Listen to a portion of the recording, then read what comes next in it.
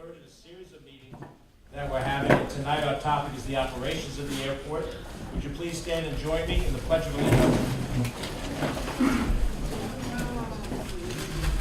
I pledge allegiance to the flag of the United States of America and to the republic for which it stands, one nation, under God, indivisible, with liberty and justice for all. Please remain standing for a moment as we think about the young men and women deployed all across this world on our behalf. You may be seated.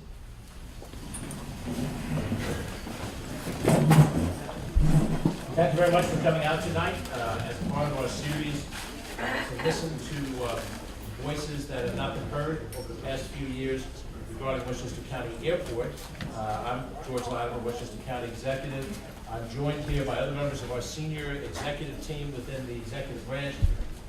We have Deputy County Executive Ken Jenkins. We have our Director of Operations, Joe McDonald.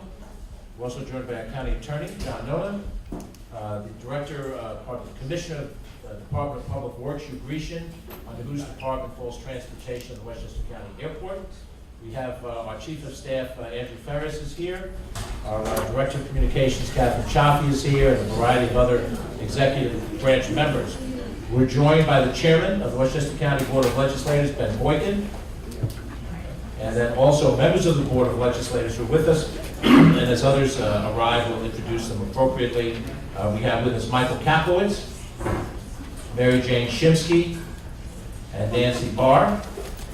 And we're also joined by representatives from Congresswoman Nina Lowey's office, Pat Keegan, and Corey Hassan. And we have, and we've just been joined by Damon Marr, also Westchester County legislator.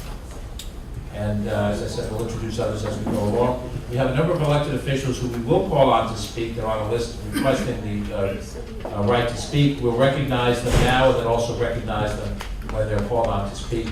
We have from the town of Newcastle, the Supervisor Rob Greenstein, Town Board Member Lisa Katz, from the North Castle Town Board, Jose Vera, and as other town or local officials attend, we'll be happy to recognize them as well. And obviously, they have a right as well as we all do to speak.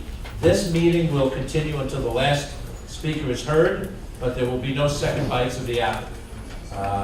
We expect it to be a long night. We understand you've got up to 5 minutes, which is a little longer than usually happens in things like this. Usually it's a 3-minute situation. You're welcome to send whatever written testimony that you have on this topic or any other topic to us. I believe the website is the email address is airport2018, airport2018 at westchestergov.com. And all of that written comment is welcomed and appreciated as part of the process. I have with me 29 cards from people who have signed up to speak. If at some point in time you decide that you don't want to wait until your name is called, we'll apologize, but we are going to go in order. Your time is not transferable to anybody else with respect to the people who've been waiting. If you do decide to leave before you speak, would you let one of our staff people know that you're choosing to decline speaking, and then we will go past you and call the next individual. We leave open the possibility of holding continuation meetings on these topics.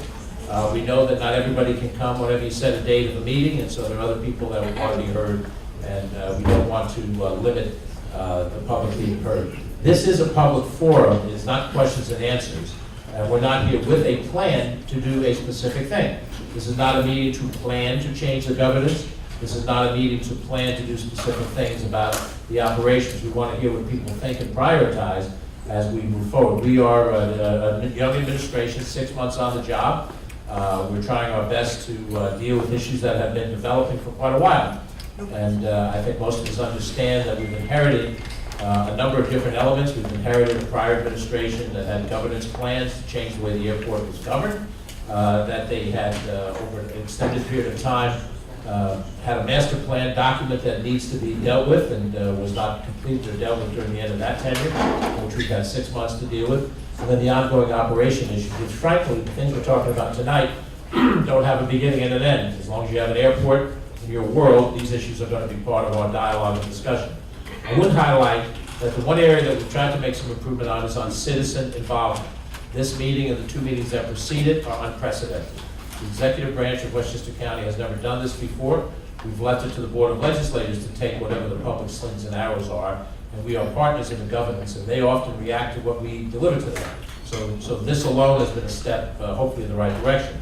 I've also reconfigured the membership on the Citizens Advisory Board. Some of the people who are going to testify are newly appointed members to that board, and in the context of that board, they will be able to argue for different public policies as a little bit more on the inside in terms of what that the power of that board is. It doesn't have the absolute governing power over the airport. Truthfully, the county government doesn't have the ultimate governing power over the airport. But all of us together will hopefully try to figure out what strategies we're going to have as we go forward.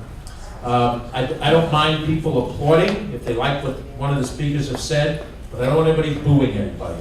Okay, let's try to show a level of civility that doesn't exist 225 miles down south of Washington. So you can dislike what somebody says, but let's at least give them the courtesy of their point of view. And for any of the individuals who get up and speak, I presume that they will identify themselves in their home community. If they have an affiliation that they want to share, that's entitled for them to do that if they choose to.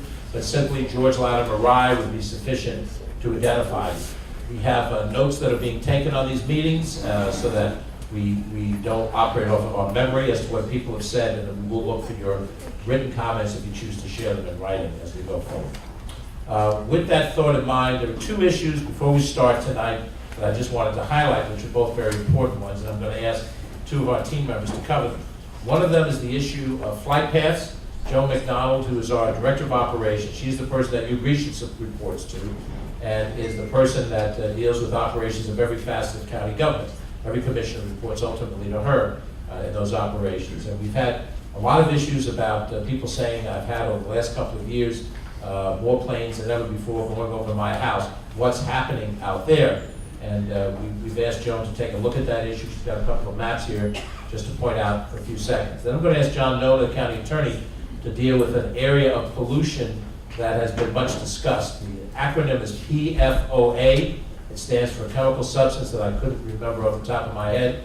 But John has been tasked with investigating and determining what our response is to that. That has been a major issue that surfaced late last year, then into the new year, in terms of a pollutant element that exists as an outgrowth of the airport. So we're not trying to make this a long presentation night, but those two issues I think are important. But then whatever your opinions are, you're welcome to say whatever you think and whatever you feel.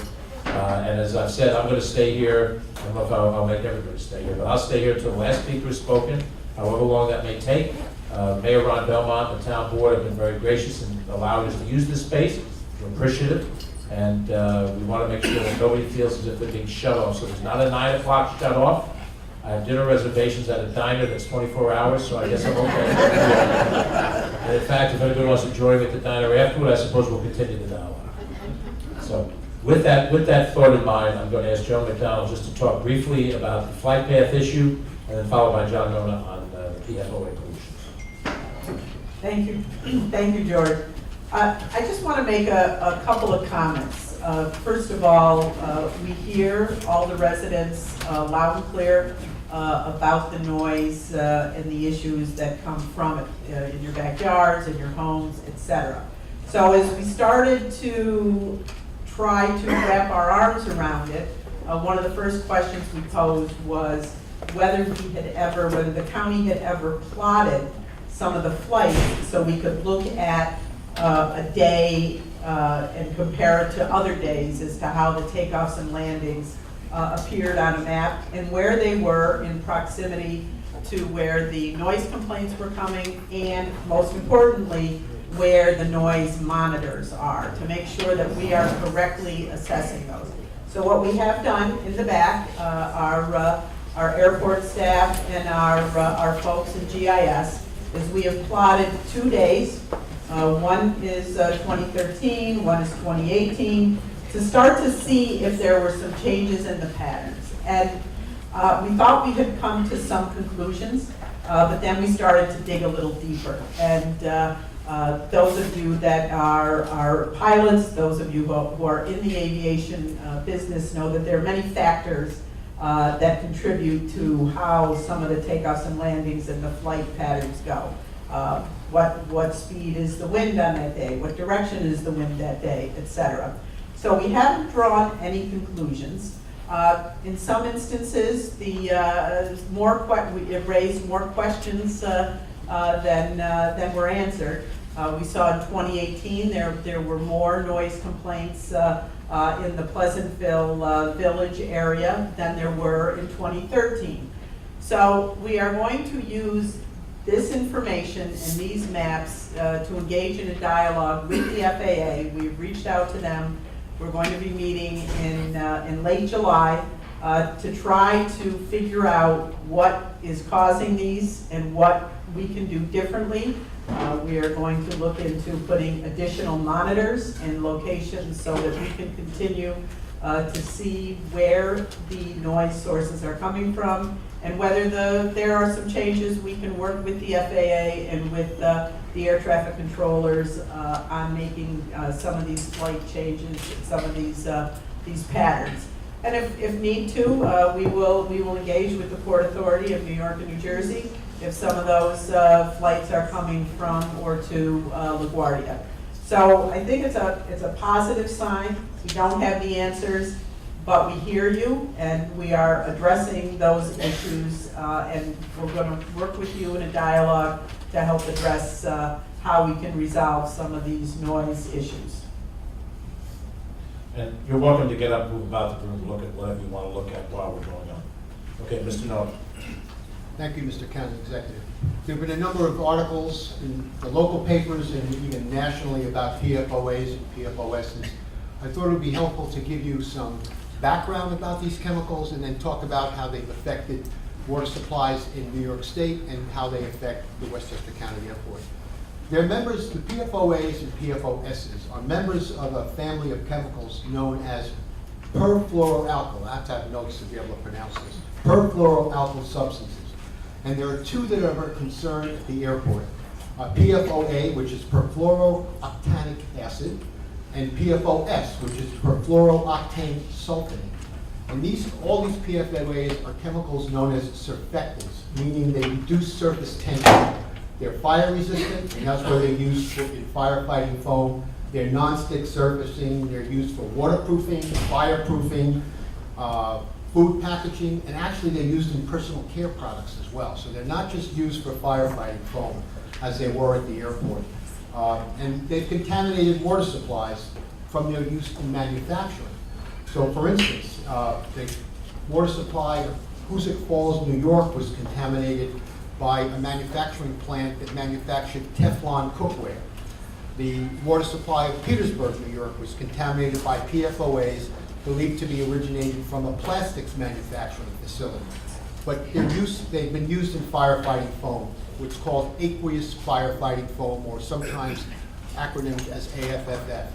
And the Air National Guard and the military used this firefighting foam from somewhere in the 60s. They can affect the immune system, they can have negative effects, they can be carcinogenic. There's suspicion and some evidence that they can be carcinogenic.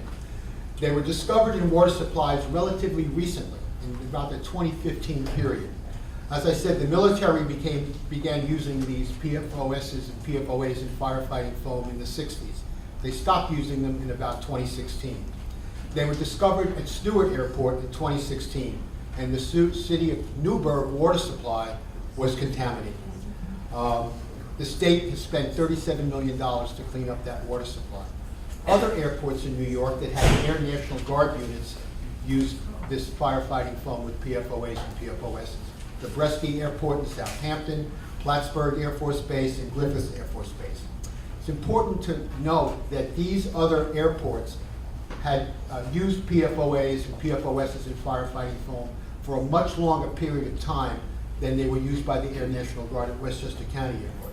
And that's because these other airports still have Air National Guard units at those airports, and they used this firefighting foam from the 60s to about 2015. Whereas at Westchester County Airport, the Air National Guard left in 1983. The period of time for which they were used at Westchester was much more limited. There's no federal maximum contaminant level established for PFOAs and PFOSs. There was some early provisional health advisories issued by the EPA in 2009, and in 2012 they were added to something called the Unregulated Contaminating Monitoring Rule. In 2016, however, the EPA, this is the EPA under the last administration, the Obama administration, issued a health advisory at 70 parts per trillion for a lifetime exposure to PFOAs and PFOSs from drinking water. New York and Connecticut both follow that same 70 parts per trillion standard. Some states have a lesser standard. New Jersey has gone to 14 and is proposed to go to 13 parts per trillion. Let me turn now to Westchester County Airport. The airport was created as a military base in 1942, and the Air National Guard came in then. And it became a commercial airport in 1945. The Air National Guard used the firefighting foam with PFOAs and PFOSs for training at the airport from about the 40s to about 1980s. Well, from the 60s, that's when it started getting used, to the 1983. We've looked for agreements with the Air National Guard to see if there's anything we can find that would make them liable under an agreement for any contamination. We have found no agreements. The firefighting foam used at our airport was apparently manufactured by a company known as 3M, once known as Minneapolis or Minnesota Mining and Manufacturing, 3M. To the best of the county's knowledge, no other firefighting foam used at the airport had PFOAs and PFOSs. The DEC, the New York State Department of Environmental Conservation, required testing for PFOAs and PFOSs in August of 2017. These are very sensitive tests because they're looking at parts per trillion. 8 wells at the airport were tested. The tests were validated. In other words, the results finally came back in March of 2018. 4 of these 8 wells tested at above 70 parts per trillion. 4 tested between 14 and 50 parts per trillion. The wells were part of a groundwater monitoring program that was discontinued in 2012, but which we are going to begin again, the groundwater monitoring program. The Westchester Department of Health independently tested 3 private locations on New King Street near the airport. 1 commercial building on New King Street, 1-3 New King Street, tested above 70 parts per trillion. And the county will be installing a filtration system there to deal with the issue caused by the PFOAs. The source of this level was not determined. Connecticut, the Connecticut equivalent of our DEC, tested 10 homes along King Street. 1 home tested above 70 parts per trillion for total PFOAs, not just PFOSs and PFOAs. This was 1368 King Street. 1 chemical, a PFNA, which was not used at the airport, tested at about 77 parts per trillion, and the PFOAs and PFOSs were less than 10, or less than 20. Other homes were tested as either did not detect any PFOAs or PFOSs, or was 41.7 parts per trillion or less. We don't know if these results in Connecticut were the results of contamination from the airport PFOAs or PFOSs. As I said, PFOAs and PFOSs are contained in other products. But on the Connecticut test, other chemicals in that family were detected in addition to PFOAs and PFOSs. We have checked with the New York City Department of Environmental Protection. They have tested the Kensico Reservoir for PFOAs and PFOSs. They have reported to us that they have not found, that their tests have not detected any PFOAs or PFOSs in Kensico Reservoir. They conducted 1 test 8 years ago in connection with a study for pharmaceutical and personal care product study, because PFOAs and PFOSs are used in some of those products. They were tested in 2014 and 2015, and they were tested in 2017. So that's the situation at the Kensico Reservoir. Future steps. We're going to continue testing. We're in discussions with the Department of Environmental Conservation regarding a consent decree for remediation. Remember, the Department of Environmental Conservation may be responsible for remediation. They've been doing the remediation at these other airports. The Department of Defense may also be responsible. They have allocated funds for remediation at various National Guard bases. And finally, just recently, late last week, I think, the New York State has sued 3M because it, through the DEC, has paid for some of these cleanups. They have sued 3M and other manufacturers, and we're considering potentially joining that lawsuit. But we're paying very close attention to this problem, trying to understand the scope of the issue, and looking at sources of recovery to the extent we have to pay for any remediation. Thanks. Okay, thank you, John. Our first speaker is going to be George Klein. He will be followed by Ellen Weiniger and then Rob Greenstein. And just to review the scope of topics here, you know, all of these are appropriate operational issues: noise, drainage, air quality, flight paths, traffic, parking, the complaint process, the terminal, services in the terminal, rental car, fixed-based operators. Well, any of those topics are perfectly legitimate for tonight's discussion. This is how the airport operates and impacts those operations impact both the airport itself and the surrounding residents. Mr. Klein. Thank you, Mr. Latimer. I'm George Klein. Thank you, Mr. Latimer. You can hold that in your hand, George.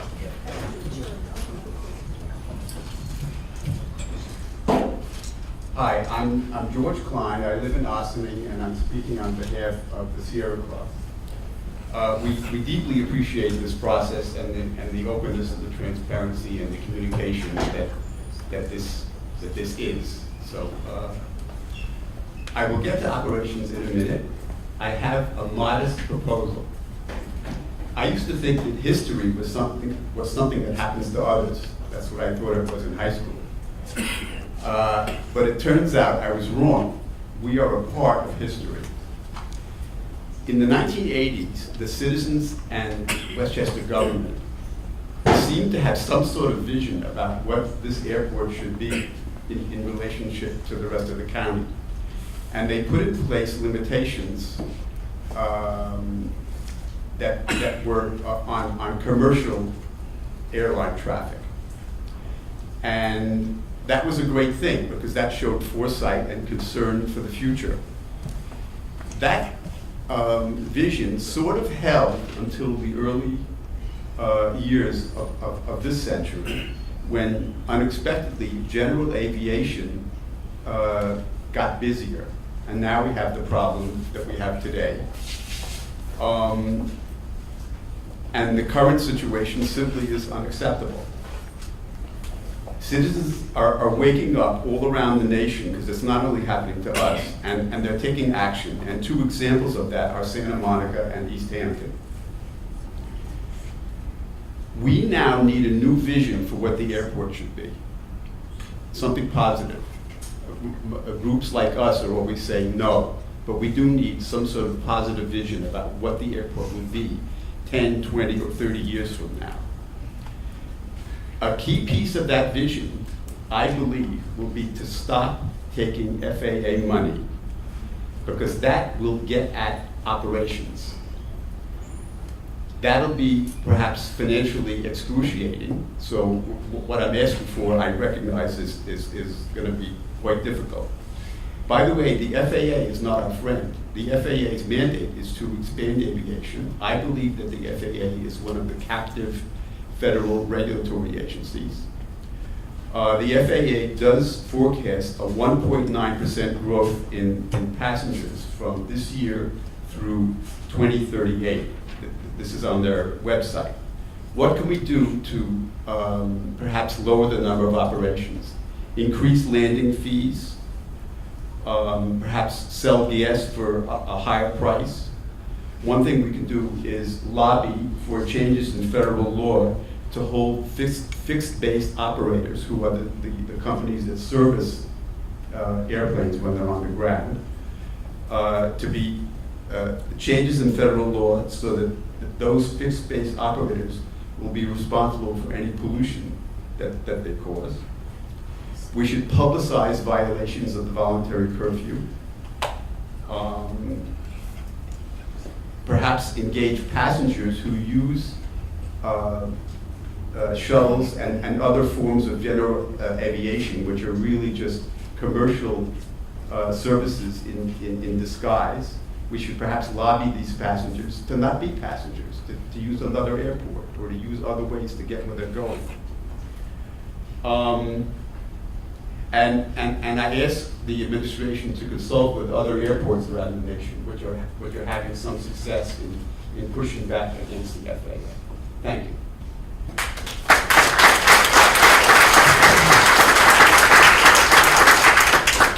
If we have one working microphone, I'll yell. The next speaker is Ellen Weininger, and she will be followed by Rob Greenstein and Ambassador Loeb. Good evening, and thank you, County Executive. Sorry, this is the one. Okay. It's a lot better. Okay. Thank you, County Executive Latimer and Deputy County Executive Jenkins, for the opportunity to address this hearing. My name is Ellen Weininger. I'm Director of Educational Outreach for Grassroots Environmental Education, a science-based environmental health nonprofit serving local and state governments and health professionals and organizations nationwide. We work with peer-reviewed independent science and include a network of leading medical and scientific experts in our work. We are deeply concerned about the adverse health impacts on all residents across the county from increasing airport activities, and deeply appreciate the presentation that preceded these comments, recognizing many of the issues that I would be touching on, including the PFOAs, and some of the other concerns around the airport. So I'll try to limit my remarks. First, I do want to say, Westchester County does not meet air quality standards and experiences very high levels of ozone pollution and particulate matter. So a vision for the airport is really critical. All decision-making should come through that lens of what is happening here in Westchester County in general, and now specific to the airport. Notably, the American Lung Association issued its State of the Air report for 2018, which states in bright red across the screen when you type in the Westchester zip code, if you live in Westchester County, the air you breathe may put your health at risk. And the ozone grade that we get here is F, Westchester's failing grade. I include some statistics that the ALA has provided for Westchester County, with close to 1 million residents. More than about 3/4 of the residents are at risk for these kinds of exposures of hazardous air pollutants, including children with pediatric asthma, adults with asthma, with COPD, cardiovascular disease, children under 18, adults over 65, and on and on. And you heard about ozone pollution, that it is one of the most dangerous pollutants. It's very harmful to breathe. So airports are a major single source emitter of hazardous air pollutants and emit all kinds of toxic pollutants. So we do strongly recommend continuous transparent air emissions monitoring at the airport fence line and in surrounding communities. Also, we recommend that Westchester County incentivize and recognize airlines for using fuel efficiency measures. Deposition of air pollutants is also very important in terms of contamination of soil and water supplies. So the de-icing fluids that you discussed, the PFOAs, PFOS contamination is very, very critical, but also spilled jet fuel and other kinds of jet exhaust particulates and products that are used during airport operations. So we do recommend green procurement policies wherever possible and practices. We also recommend the reestablishment of the water quality testing, which you mentioned, and we hope that that will be made as transparent as possible. We also recommend strengthening, revisiting and strengthening the limits on the number of flights, hours of the airport operation, and access for and restricting access for noisiest vehicles and aircraft. Noise is a serious issue and is linked to hearing impairment, cardiovascular disease, cognitive impairment, and all sorts of other issues. I do just want to close by reading a statement from Dr. Alan Dozer from the Children's Hospital here at Westchester Medical Center. He's the Associate Physician-in-Chief and head of pediatric pulmonology. I write to emphasize the importance of careful and comprehensive public health impact study before privatization and expansion of Westchester County Airport is approved. Infants and children are much more vulnerable to environmental toxicants and pollutants than adults, and this risk starts before birth. Young children have immature immune systems, and the effects of air and water pollution are much worse. Literally thousands of studies have documented that early exposures leave lasting impact on the lives of our children. I urge you to take into account the potential hidden costs any expansions may have. This includes not only the direct costs in human health, but the potential indirect economic costs for families, employers, and all residents of Westchester County. Thank you so much.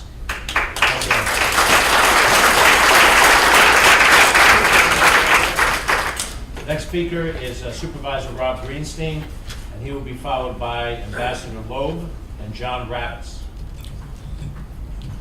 Thank you very much. Thank you for hosting again. What you guys can't see back there is that the timer, the reason she's so close is because she actually has a hook. And I'm going to try to keep it short so she doesn't use it on me. But back in September of 2017, I had the privilege to appear in front of the Board of Legislators to deliver the following message. Newcastle does not support any changes in the operations or the infrastructure of the airport that would adversely impact our residents.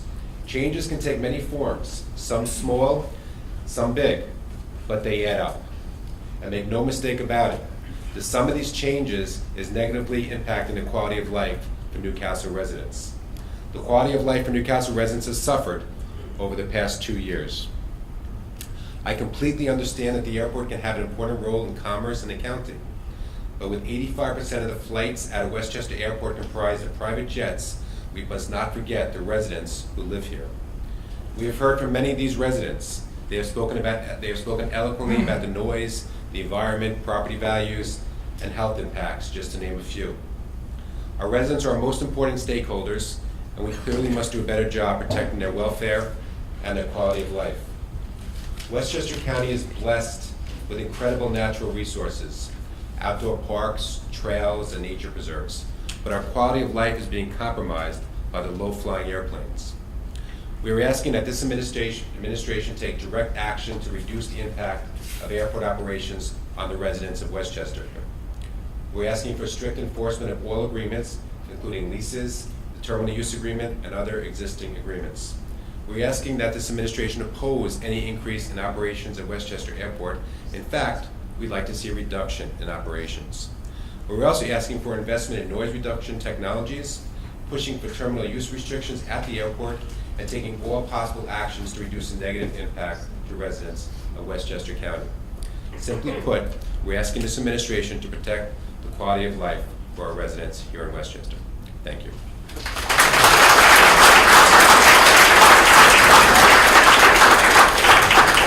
Rob, can you work out a schedule, work with Mike Kaplowitz?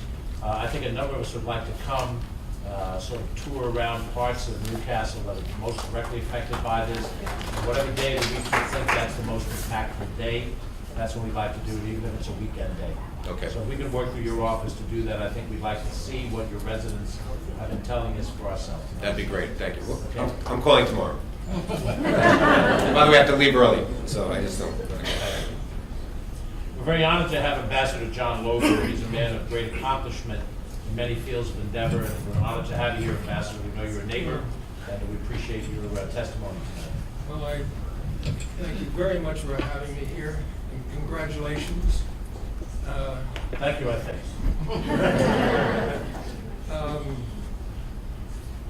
I'm going to be very short about this. My family has probably lived in Westchester for, my family has probably lived here for about 6 generations.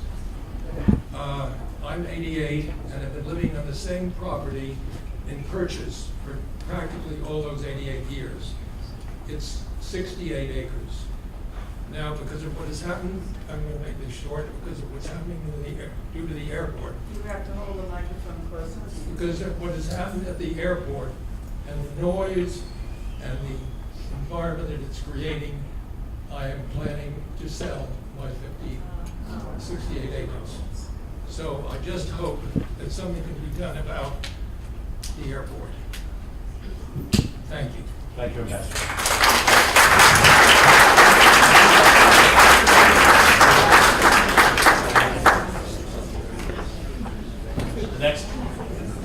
The next speaker is John Ravitz. He will be followed by Lisa Katz and Susan Leifer.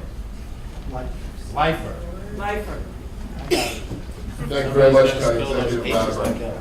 I want to thank the county executive, and as I've done in the last two hearings, thank him and his administration for holding these hearings, for the transparency that hopefully will continue throughout this process. My name is John Ravitz. I'm the Executive Vice President and Chief Operating Officer for the Business Council of Westchester.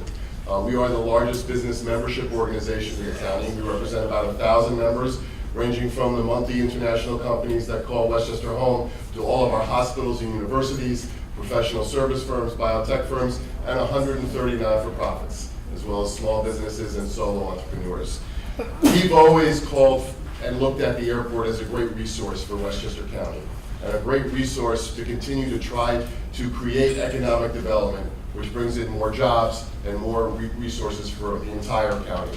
And that feeling has not changed. And during the last few years, we have stated that we believe that a public-private partnership done correctly, done the right way, done in a transparent manner, can succeed because we've seen it work in other parts of the country. This airport is an airport that we have to cherish. It's an airport that we have to utilize, and it's an airport that can be run better and more efficient. Over these last few months during these hearings, I've heard people say enhancing the airport. We're not talking about and shouldn't talk about enhancing the airport. What we should and can talk about is how we, in a responsible way, can make it more efficient. Can make it more efficient for anyone who uses the airport who's sitting in this room, and make it more efficient for businesses that come and use this airport. And we want those businesses to come and use this airport. We want this airport to be a gateway for them to say, you know what, I can not only build my business in Westchester County, I can encourage my employees to live in Westchester County because we have this jewel in an airport. We at the Business Council of Westchester are very proud of the fact that on the walls of the airport, we have our plaques for our Business Hall of Fame winners each year. And we think it's important to have that plaque at the airport so that citizens and business leaders, when they come to Westchester County via the airport or leave Westchester County via the airport, just see how incredibly lucky we are in Westchester County to have the scope of businesses that we have here. That's something that the airport can continue to help us grow. And so as we move forward over these next couple of months, we are going to continue to encourage the Latimer administration and the County Board of Legislators in a transparent way to look at private companies that have come into municipalities and looked and worked as a partner to make an airport more efficient, to deal with many of the quality of life issues that do need to be addressed, and do it in a responsible manner. We can have a public-private partnership that not only allows all of us to know what's going on, but hopefully creating committees so that these type of hearings are held on a regular basis. And so that there is a strong line of communication between the county, between the operator and the community. And one thing that I've heard during the course of these hearings is people saying, well, if you have a public-private partnership, the county loses all control. We never want the county to lose control. But we don't necessarily think that the county needs to be in the day-to-day businesses of running an airport if you have the right people with the right proven track record to do that. So again, County Executive Latimer, thank you for allowing these hearings to happen, and we look forward to continuing to work with you and your administration in the months to come on this issue.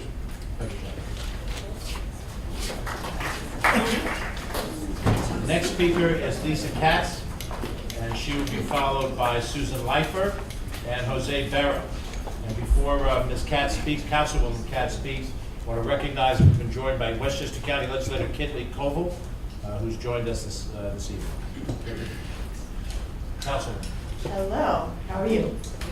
I'm Lisa Katz, Deputy Supervisor of the Town of Newcastle, and the gentleman from the Sierra Club stole every single one of my points because there are a lot of great ideas, things we can do to enhance operations, and can you guys hear me? I'm not going to reiterate all of those now because you have hours and hours to sit here tonight. But I would like those put on the record that we in Newcastle agree with all of those comments and all of those suggestions. since you are going to be here, I would say a very easy visual for all of you, as bright as these crazy, ridiculous neon pink shoes are that I'm wearing, is as big as the problem is in Newcastle. And I know you want to come to Newcastle. If you did anything as simple as sit through our Memorial Day parade this year, I have been on the town board, this is more than 5 years. And every year we have a wonderful parade. We have our governor attends, former President Clinton attends, Secretary Clinton attends, and every year it's been a wonderful parade. This year, we had airplanes incessantly, about every 30 seconds, going over this parade. You could not hear them read out the names of all the veterans who died protecting our country. It's that bad. I have residents calling me every day that they cannot keep their windows open anymore. And as elected officials, we have an obligation to protect the quality of life of all of our residents. When I joined the town board, the issue of environmental impact on the quality of life in Newcastle was not on any of my constituents' minds. But now, I would say over the past 2 years, this is a significant and primary concern. And as you heard for yourself when you came to our town hall meeting in April, that's pretty much all anybody wanted to talk about, was the issues really severely impacting our town as a result of the airport.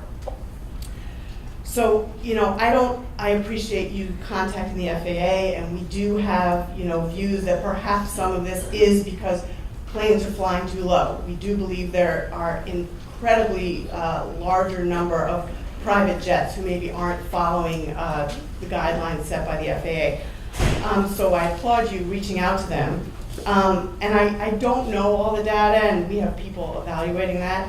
But I will say that we need to do everything in our power to evaluate that and to make sure that our residents can enjoy their homes. I do want to thank you all for making sure we have proper representation now on the Airport Advisory Board. And with that appointment and the creation of our own Newcastle Airport Advisory Committee, as well as the Good Neighbor policy that I know you've been touting, I hope that we can have a much more transparent process in the future and avoid the pitfalls of the past decade. Because we do have a serious environmental and quality of life problem, and we need all the tools that we can have at our disposal to address it. Lastly, I urge you not to make any changes, significant changes, or additional binding obligations at the Westchester Airport, including accepting new FAA funding, until a complete and thorough review of all impacts, secret and otherwise, are completed. I support a master plan process that accurately lays out the vision that has been overwhelmingly expressed by residents in all of these listening sessions, and I urge the county to take every measure possible to address these problems, environmental, noise, and otherwise. Thank you. Thank you very much.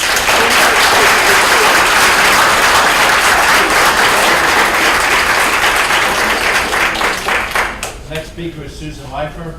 She will be followed by Jose Berra and Michelle Delafontaine. Hi, everyone. First of all, this has been most impressive. Thank you very much, Commissioner George Latimer, and all the other people. It's been wonderful to have a government that has this kind of resources and a willingness to listen. John, thank you very much for the explanation of what the PFOB and OA and OS is, because we've all been thinking about it.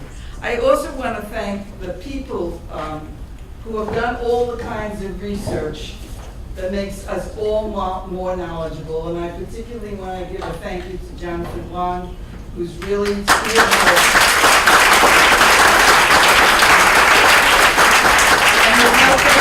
and given us information, and I think it's been very valuable to have an educated public. And I guess my thesis goes always back, since I've worked on water issues for a very long time. The airport is not supposed to be so close to the reservoir. So anything that you do, you have to think forward in advance rather than backwards. It's very, very hard to permit something to happen and then take it back. And I know we've signed some leases that are 30-year leases that have gone and come without any evaluation as to the environmental cause and control of it. So I really urge you to take a good look around. Something may be a great idea for more efficiency of something, but it may affect something else. And as you discovered, there's connections from one thing to the other. So thank you really very much. I've really appreciated these forums, and I'm wishing everybody very good success.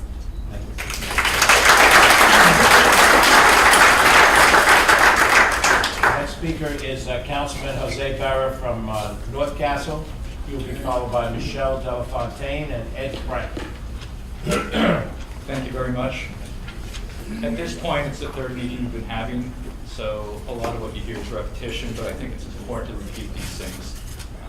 First of all, it's great that you're all here and that you have your staff working on this. Sorry about that. It's great that you're all here. We really appreciate that you're putting this effort in. I know the rigor that you're approaching this with, based on, well, I would have assumed that anyway, based on a brief conversation with you, George and John, and it's wonderful that you're approaching it in a very good way and in a transparent way.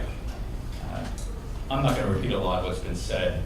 We're open to the process. We appreciate the process in town. But it's very important that whatever comes out of this, there's no increase in air traffic, the environment is respected, and improvements have to be made, but we certainly don't want to worsen it. We have to be especially vigilant of that. Part of the environment is the noise. It's horrible for people. I was at Swiss Re this past year. They put in, I'm not sure if people know, they're a tenant, not a tenant, they have their US headquarters in North Castle, and they installed solar panels.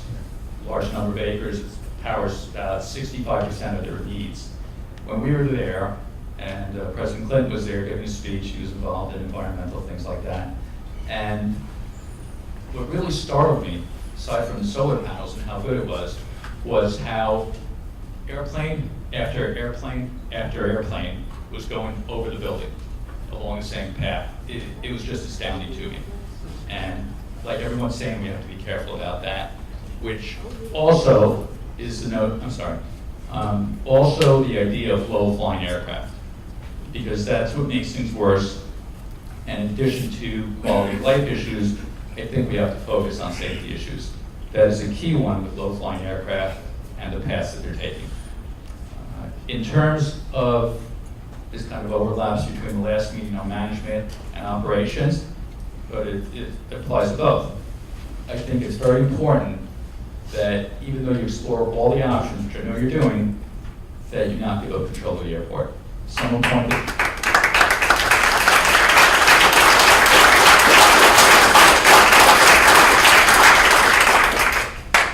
pointed out at the last meeting that the lease that was being considered before was 4 years, and I think they were mentioning that leases typically are shorter than that. For project finance, which is something like what this is, it's a little bit different in some ways. Long-term leases are really the norm. That person or someone else also pointed out that the problem with something like this is the world is changing so dramatically. It's not going to affect buildings so much, but you really want to keep control because of changes that will happen that will affect the airport and the industry. So with that said, thank you again very much, and hopefully, I know the right thing will come out of this. Thank you.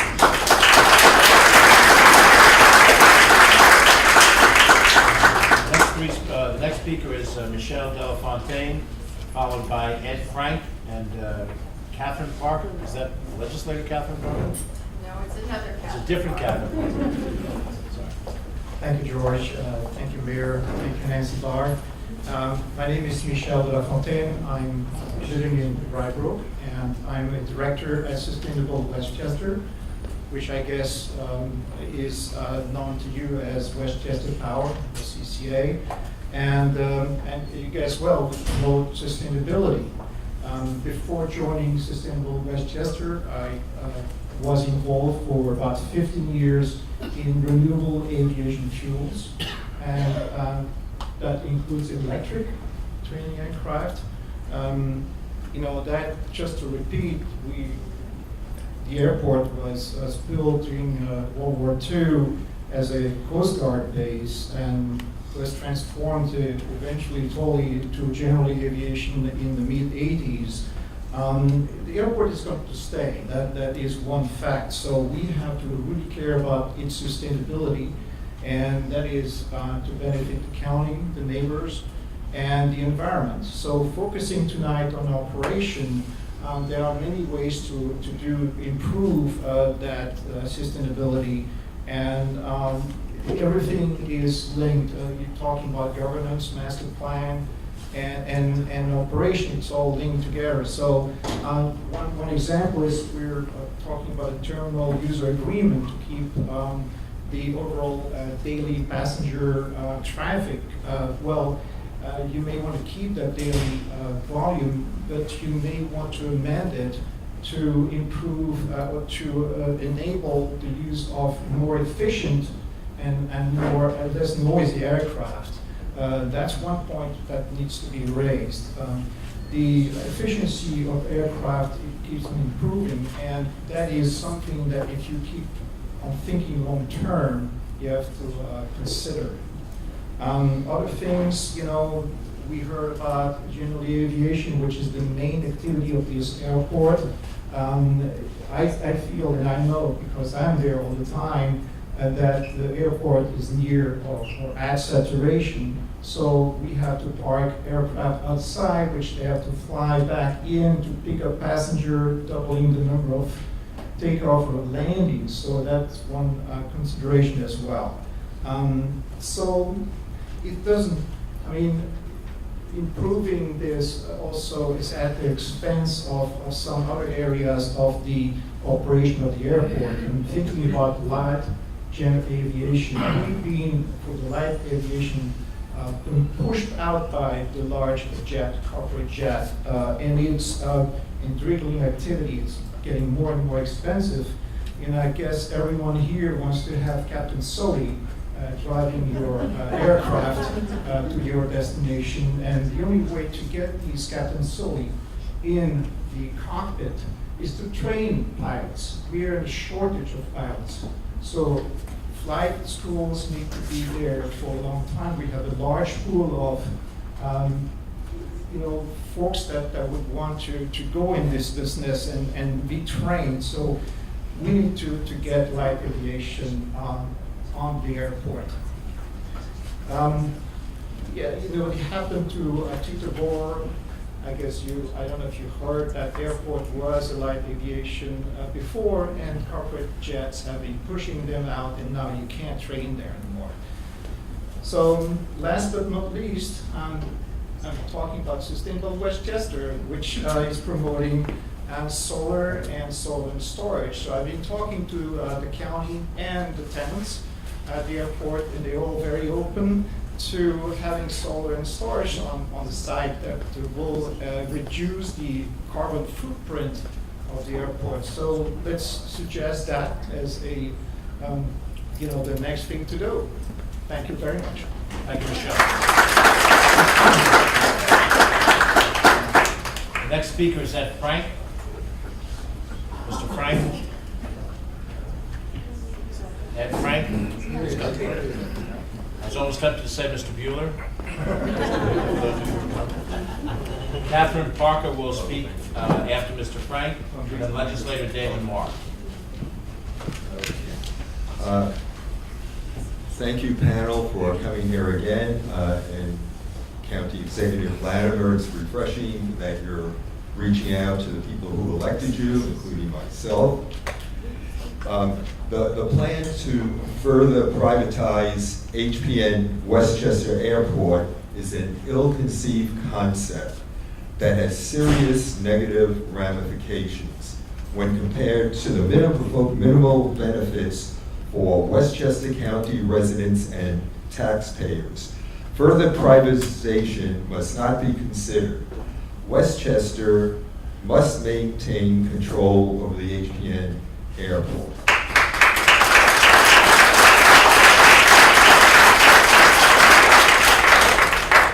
Among the negative aspects are environmental concerns for Westchester residents. One of them is noise. In reference to noise, specifically unreasonably intrusive aircraft noise that residents have been subjected to at an increasing rate over the past year.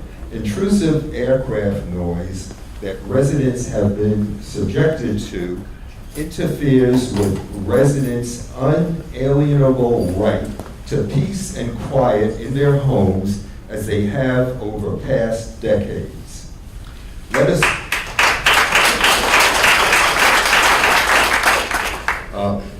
go back to the creation of the Westchester Airport, as Council mentioned, was constructed during World War II for the Air National Guard, and as such had limited use when compared to today's use.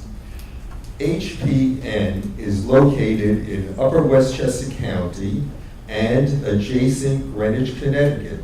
These areas are bedroom communities, and therefore it is not sensible to utilize the Westchester HPN Airport as an airport having the third busiest inbound and outbound flights in New York State, exceeded only by JFK and LaGuardia International Airports.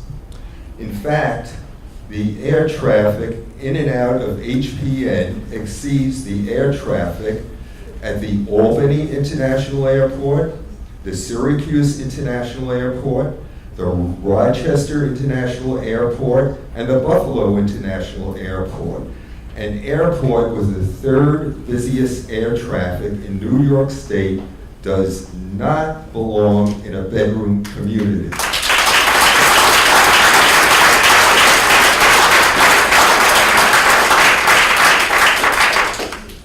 In reference to the airport master plan, aside from controlling future HPN airport growth, what is missing from the plan is a method of reducing the airport traffic at HPN and diverting it back to JFK and LaGuardia. Thank you.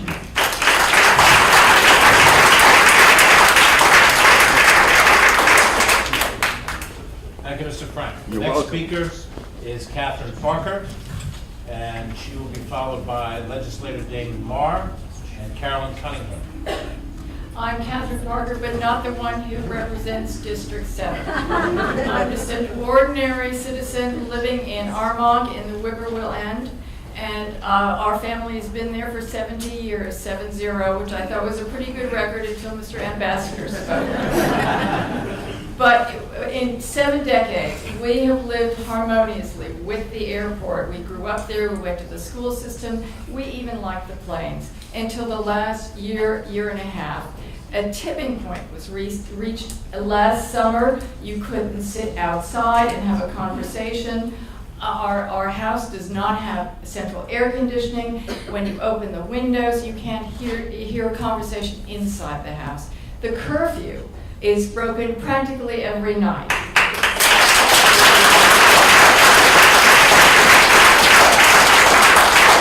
Which shows a great disrespect for the residents of our towns. Now, I have my own flight path, which was very, very kindly drawn up for me by the noise abatement office at the airport. I asked them, given my address, to, in a 24-hour period, to draw a flight map of every flight that went within 1 mile of my address. And this is what it looks like. It's LaGuardia, it's JFK, but there's a great big red slash. And those are the arriving flights into Westchester Airport, and in the middle of that great big red slash, it is my house.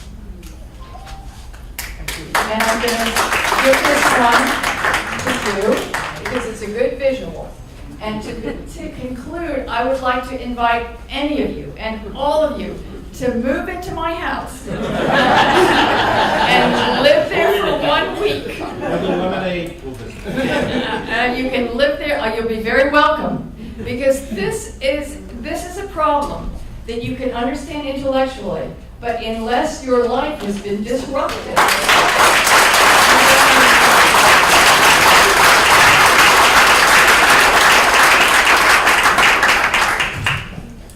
Next speaker is Legislator Damon Marr, and he will be followed by Carolyn Cunningham and Peter Schlackus. Yes, Damon Moore, County Legislator for District 10, which is Eastchester, Tuckahoe, and New Rochelle, so not immediately abutting the airport. But each legislator should take into account the greater good of the entire county. We're all in this together. But also, I grew up 2-3 blocks from here in Silver Lake, and I want to stand up for that community as well. I learned the value of reading right over there, the little library. It was smaller then. And that's good, because I've been doing quite a bit of reading lately. I'm almost through the entire draft master plan for the airport, which is quite a tome. I've previously read, I've also previously read the A3P or AP3, whatever they call it, legislation regarding public-private partnerships. I've read all the articles about that. I've read the case studies relating to the airports that had done the A3P applications in San Juan and Chicago and Stewart over in Orange County. I understand we're not discussing the master plan per se today, and it is a disjointed and flawed document in many ways, but you should read something. It does provide insight to the layman as to history and current operations, runways, taxiways, structures on the property. And I find it's my duty as a legislator and more significantly as a member of the Legislative Board's Budget and Appropriation Committee to keep an eye on what's going on at the airport now. In that capacity, I wish to assure all here that there has not been a predetermination as to the merits of a change in governance or change in operations, for example, expansion. Accordingly, we're looking very carefully in our caucuses, in our committee meetings, and on the floor of the full board for our meetings, looking very carefully at all new capital project proposals that are put before us. Just in recent weeks, we had a full and spirited discussion, I think those of us on the board would agree, in committee and on the floor of the Board of Legislators in general session. I won't go into them in detail, but you can do that yourself. You can go online, you can access those meetings. I would suggest you look for the 6/12 Public Works Committee meeting, and on 6/18, the Budget and Appropriation Committee meeting, and later that day, 6/18, the full board meeting discussion with regard to, in each instance, 3 particular items of capital budgets, capital projects that have been presented. Again, after some sturm and drang amongst us, we convinced ourselves fairly adequately, I think, that those 3 projects should be done. They were situations where we were replacing with the replacement equipment, not additional equipment. They were matters to some extent, well, to a large extent, of safety and operation of an airport. And there was an issue of expiring grants for FAA funds, which, you know, money is money. There were issues where there was no expenditure of funds from taxpayer money. We will double our effort to be clear. We are not placing our thumb on the scale in favor of further development. Personally, I'm skeptical about the ability of this airport to handle any expansion in a safe and environmentally friendly way. Just look at this picture. Could you imagine starting from scratch, deciding you're going to put an airport between the drinking supply of the most important city in the world and a hilly forest interspersed with quiet residential neighborhoods? Think about when you land elsewhere out in the country, large cities, small cities. The airports are surrounded by acres and acres of flat land, farmland, undeveloped land, exurbia.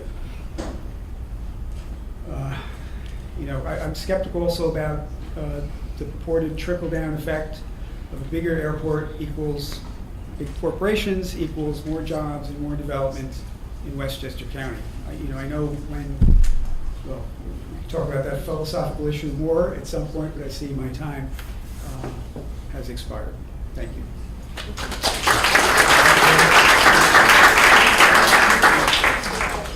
Next speaker is Carolyn Cunningham, and she will be followed by Peter Schlachtis and Warren Gottlieb.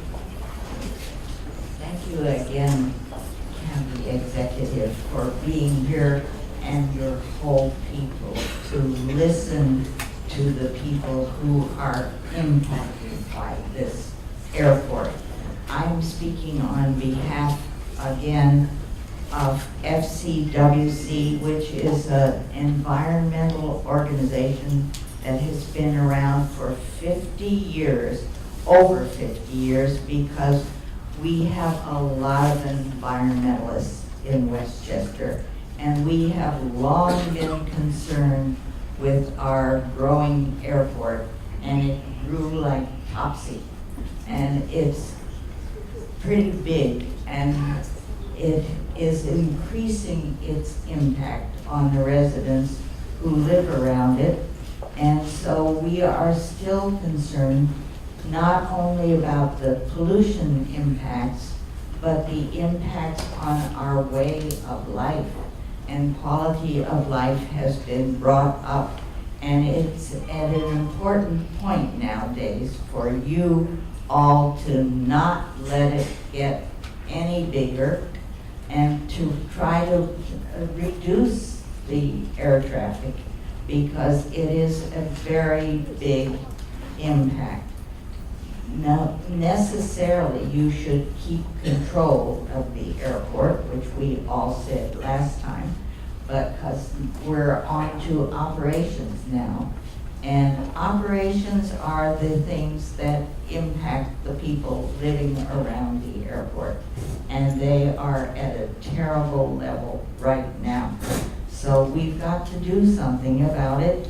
And FCWC was very much involved in doing the TUR, which helped to control the commercial aircraft for a long time and still does.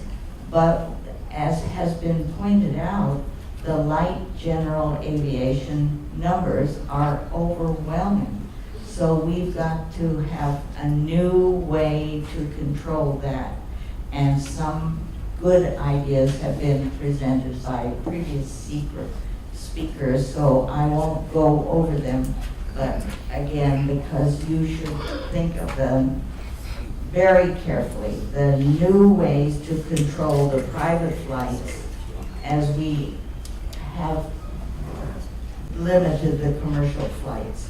We need strict enforcement of all regulations, and I would consider the county should shame the pilots and airlines that violate the curfew, because we need our sleep too.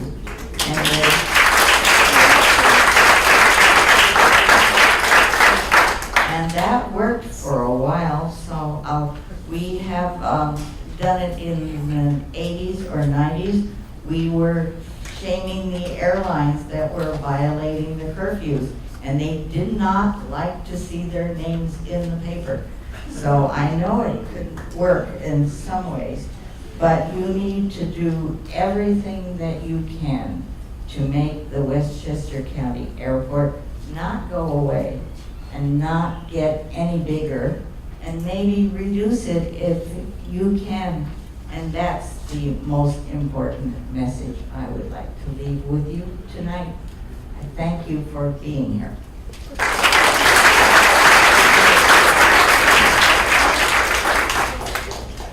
Next speaker is Peter Schlachtis, and he will be followed by Warren Gottlieb and Mara Van Fleet. Thank you. County Executive Latimer, Deputy County Executive Jenkins, distinguished members of your administration. My name is Peter Schlachtis of Rye Brook. I am making this statement on behalf of the Board of Directors of the Belfair Homeowners Association. Our community of over 261 homes and a sizable independent senior living facility lies nearly adjacent, directly under this photo, in fact, to the county airport. This includes literally hundreds of children. Belfair residents have stood up for community interests over the past 2 decades, and we have succeeded in changing the direction of airport policy. It can be done. Our goal has always been to be a good neighbor to the airport while ensuring that the airport remains a good neighbor to us. In that spirit, we thank you for holding this series of public meetings and regret that Belfair has not been able to address you sooner. Let me briefly touch on all 3 themes you've requested public input on. First, as to the draft airport master plan. Our village of Rybrook submitted numerous concerns about the plan last summer, and we share those concerns. I will not reiterate them all here. Suffice it to say that the current draft leaves us concerned that it could be used to justify projects that will lead to expanded airport operations and resulting harm to our community and residents. Second, as to airport governance, or what we had been calling privatization. You have pointed out that even today the airport is run by a private company contracted with the county. So why be concerned? Well, private management of the airport is not the same as private governance under a long-term exclusive lease agreement.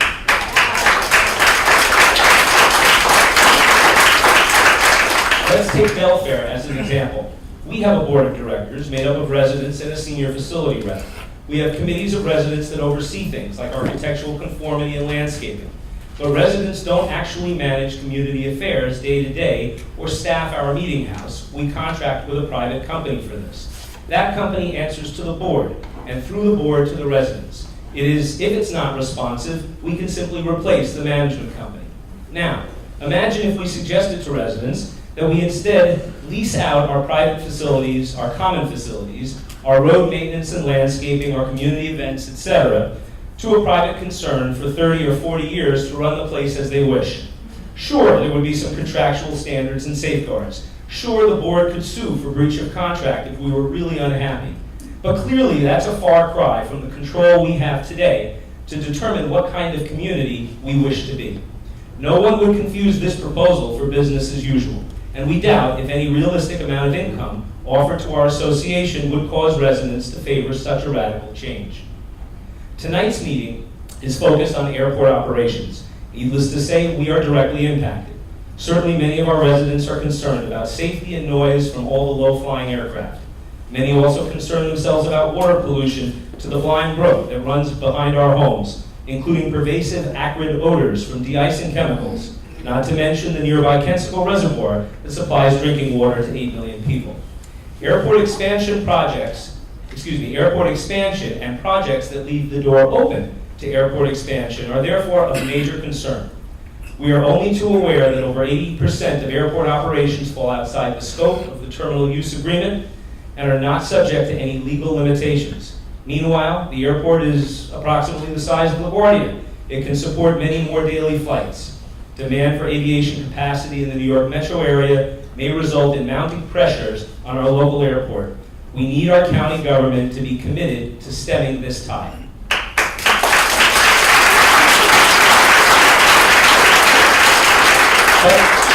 But how?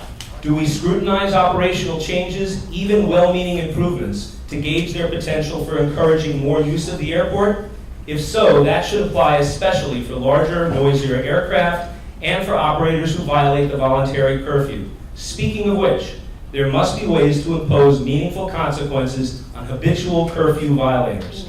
Given today's technologies, there are any number of ways that could be tried to name and shame those who most disrupt the lives of airport neighbors. We want to see the county going to bat for communities. When we moved here, we counted on the county's longstanding policy to oppose airport expansion, which broadly includes many aspects of airport operations. We also count on the county to treat the airport and surroundings as the designated, quote, critical environmental area, unquote, that it is, according to County Law 694. This, by the way, ensures that environmental impact statements are more likely to be required for any airport projects and actions. The county clearly has a lot to figure out. We at Belfair would welcome a seat at the table and would pledge to use it constructively.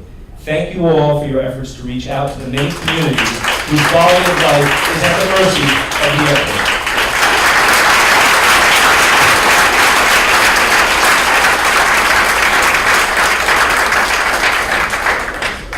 The next speaker is Warren Gottlieb.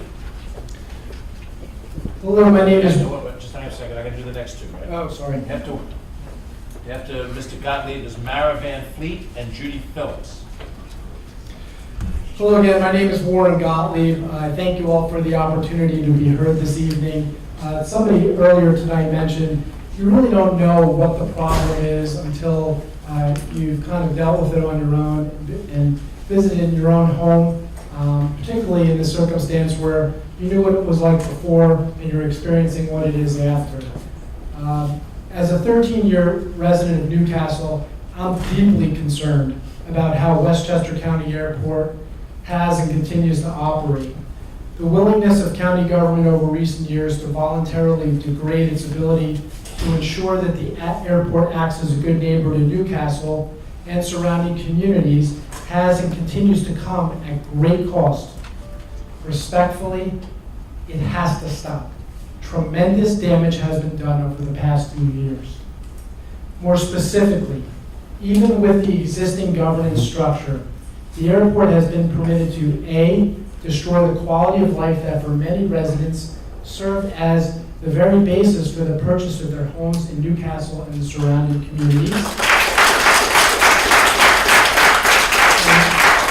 And B, transformed into an undeniable threat to property values, not to mention the environment and public safety. With each long-term lease that was executed at Westchester County Airport in recent years by county government with private operators, residents of Newcastle and surrounding communities have witnessed the tranquility and the character of their homes and their common spaces, along with the value of these characteristics, effectively redistributed to private aviation.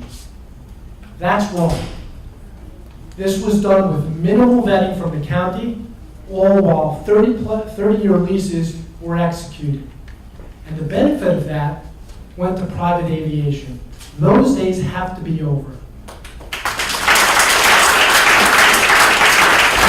In discussing the matter with fellow Newcastle and neighboring community residents, many have expressed surprise, outrage, and profound disappointment in county and federal officials at the lack of consideration of resident concerns with respect to airport operations, past, present, and future, particularly, and this is very important, given the other challenges affecting property values in local hamlets since the 2008 economic downturn.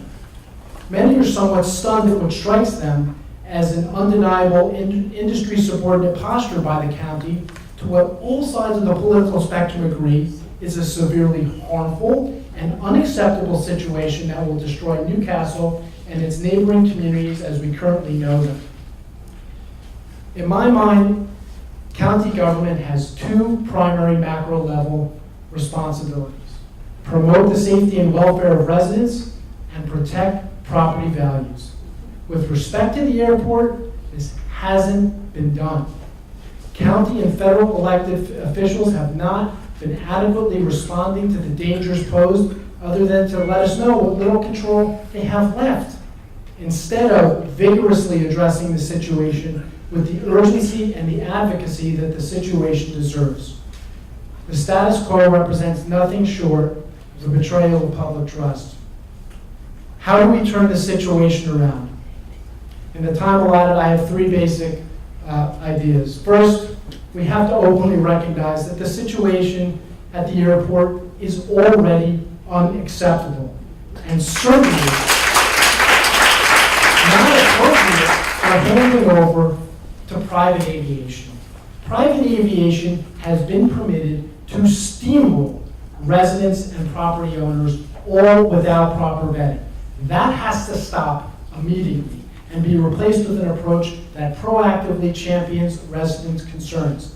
Fresh eyes, experts, those who negotiate on behalf of us, would also probably do the county a lot of good in this regard. Second, the county needs to be very careful about taking FAA grant money. I know one of the county legislators said money is money. No, it's not. That money, those dollars come with grants. Taking these grants restrict policy flexibility, and the FAA has a well-documented bias towards expansion and little concern about neighboring communities. I also would strongly recommend that the county take a good look at how East Hampton has approached some of the same issues that we're facing. And third and finally, the county needs to resist the temptation to use the airport as a piggy bank for budgetary shortfalls. Thank you, my friends. Thank you very much.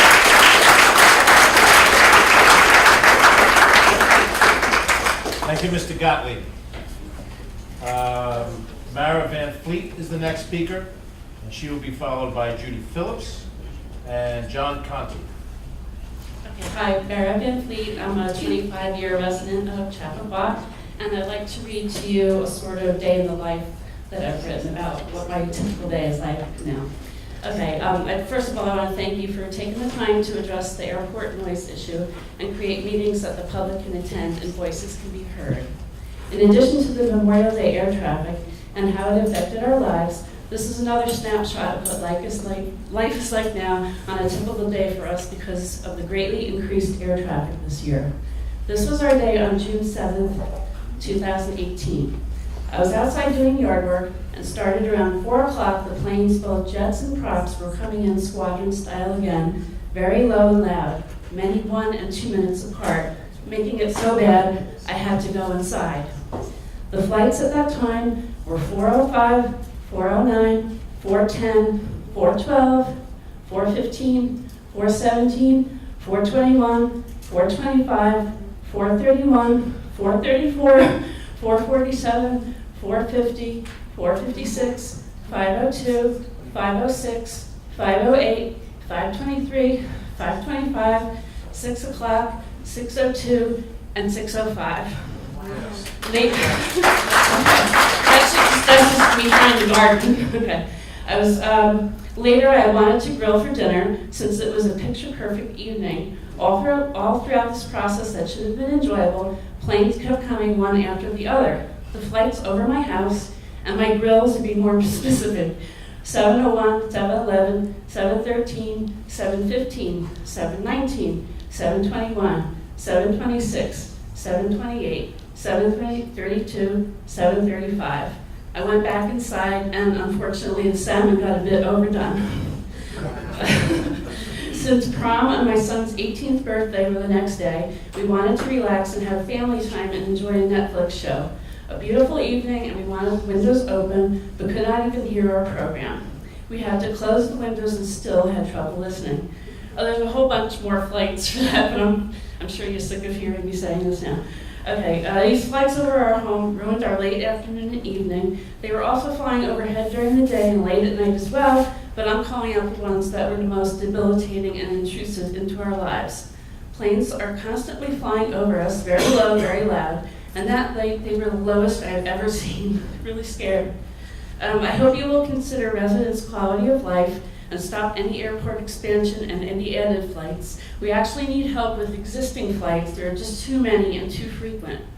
With constant jet fumes and engine noise hovering over us literally 24/7 now, I fear for the health of my family, physical and mental. If we cannot do work in our garden, grill dinner and eat on our deck on a lovely evening, or watch a film together as a family, then really, what is the point of living here?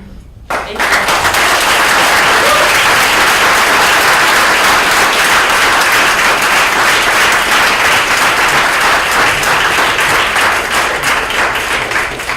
Next speaker is Judy Phillips. She will be followed by John Conti and Bob Levy. I'm Judy Phillips. I live in Chappaqua, and I've lived there for 37 years.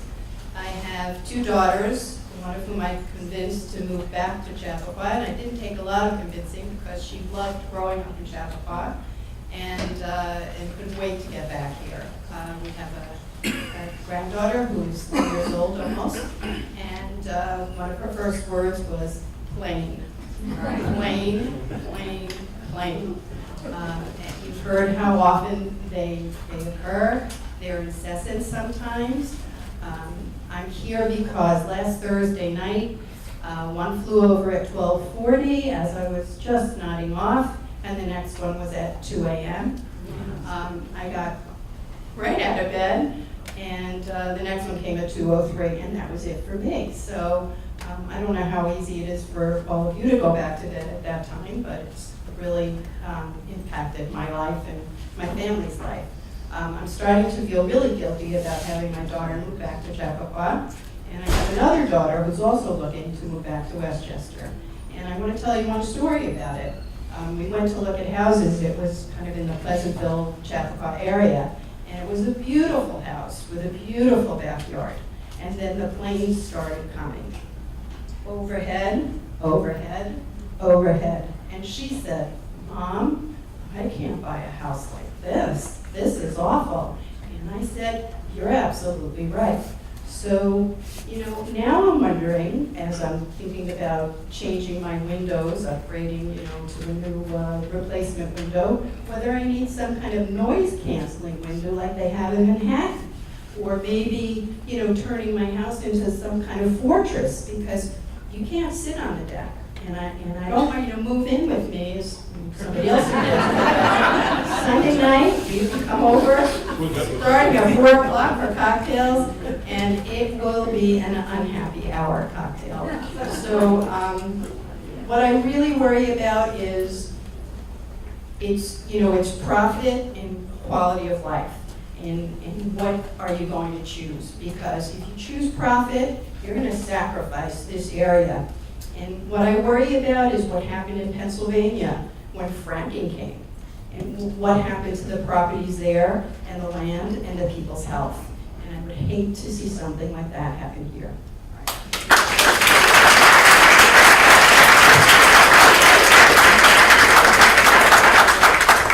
Before we have the next three speakers, I think, just so you know, we still have about 15 or 20 or so speakers. We will listen to everyone who's here tonight.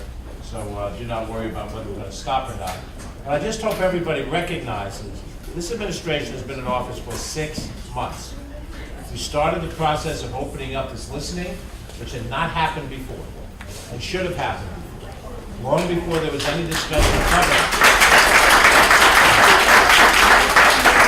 We have changed the Citizens Advisory Board. Some of the people who have and will speak are representative of the point of view that's being expressed. They've now been put in a position of direct responsibility and authority. So I understand that you're speaking to county officials, but please don't attach to us policies that we ourselves have not embraced nor advanced. We are here tonight, and I think it's our 6th hour of listening, to try to make sure that we get the right policies. And so sometimes when one speaker after the next speaker, the next speaker, the next speaker, you think that we're the ones advancing an expansion of the airport. We're not. We're listening.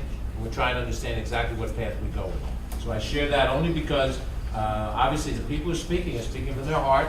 They speak with great sincerity.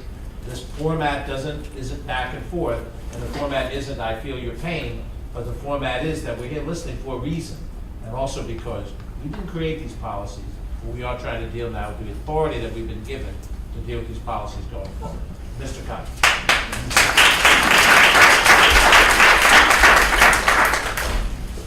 Thank you. My name is John Conte. I'm a Greenwich resident, and I'm the current president of the Round Hill Association. Can you put your microphone closer to your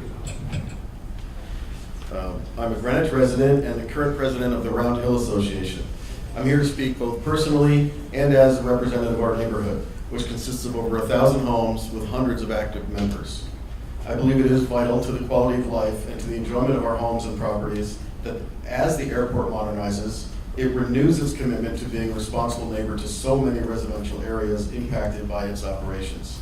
For myself and for so many of my neighbors, that means a renewed commitment from the airport to minimize its growth and to minimize the frequency of loud aircraft and large commercial flights.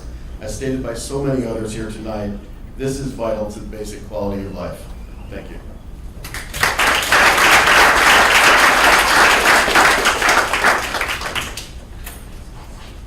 The next speaker is Bob Levy. He'll be followed by Ann Gold, and then Harvey Braunstein. And before Mr. Levy speaks, we want to acknowledge that the mayor of Harrison is with us, Mayor Supervisor Ron Belmont. We want to thank him for his courtesy in allowing us to use the room. Mayor Belmont, please stand for appreciation.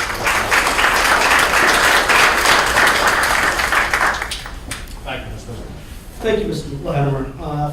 First off, I would like to say if you would like the experience of most of these residents, I would be happy to invite you 6 o'clock Sunday night, come over to our deck and enjoy the flight pattern. I will return the favor, come to my deck right next to Playland.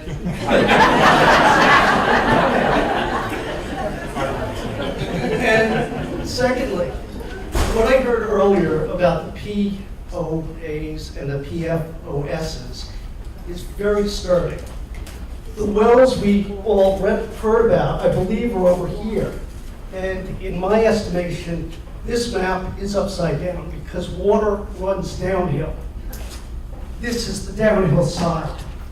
That is, I believe, is 8 million people's drinking water.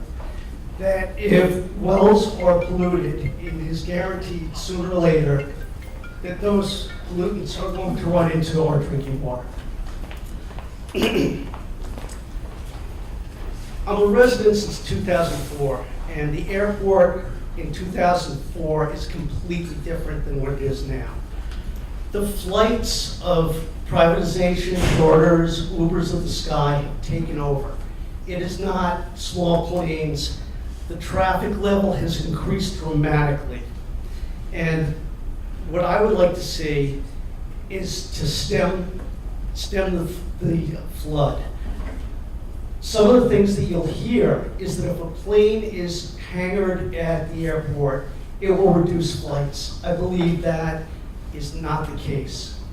If you check a flight that's come in from Teterboro, picked up its fare, will fly out, come back, land, and take off, that would be 2 landings, 2 departures. If you track that same flight over a week, it is going to make 6 to 8 other trips to Aspen, to Washington. So if that flight were housed and hangared at HBM, that would be an increase of 50% to 250% more flights coming in and out of the airport. So every time a flight is hangared here, it is exponentially increasing the air traffic. And that is not the commercial flights, that's the private flights. That's the NetJets. That's the Ubers of the sky. Those are the flights that we hear 80% of the time coming over our houses and have to be under control. Right now, it is the Wild West. So please, let's not just keep the status quo, but try to reverse the course on privatization. Thank you.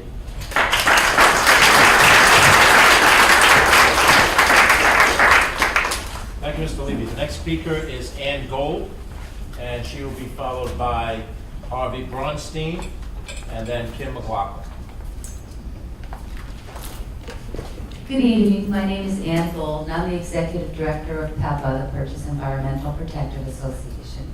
So I want to say that we very much appreciate the fact that you've held these hearings in the impacted communities and that you're listening to generate improvements.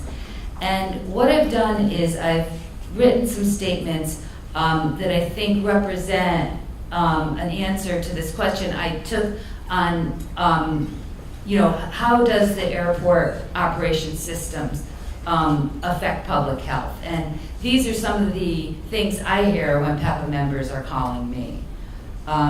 Every airplane that flies over our heads makes our neighborhoods less safe, less healthy, and less desirable to live in.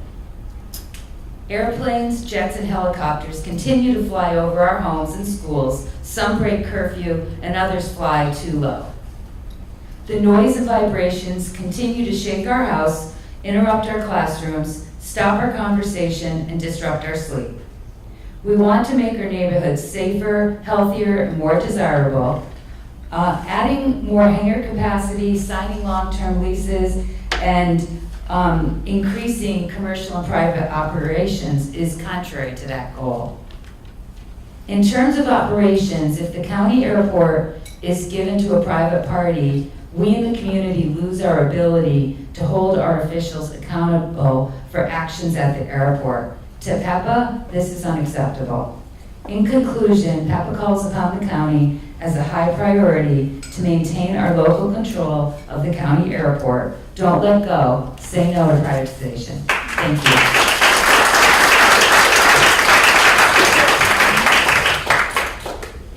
Thank you, Ann. The next speaker is Harvey Braunstein, and he will be followed by Kim McLaughlin and Eric Dorset. Mr. County Executive, my thanks to Peter Scherer, the manager of the airport, on behalf of AV Port. We had an incredible high-quality conversation. My comments are an outgrowth of that conversation.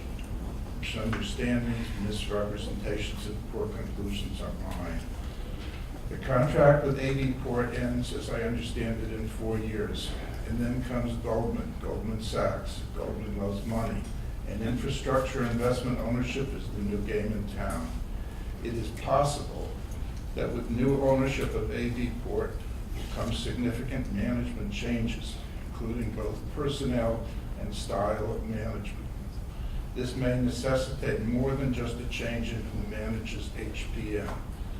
Therefore, and that also means that if you like Peter Scherer, you may not get Peter Scherer, you'll get somebody that is appointed through the new ownership of AV Port.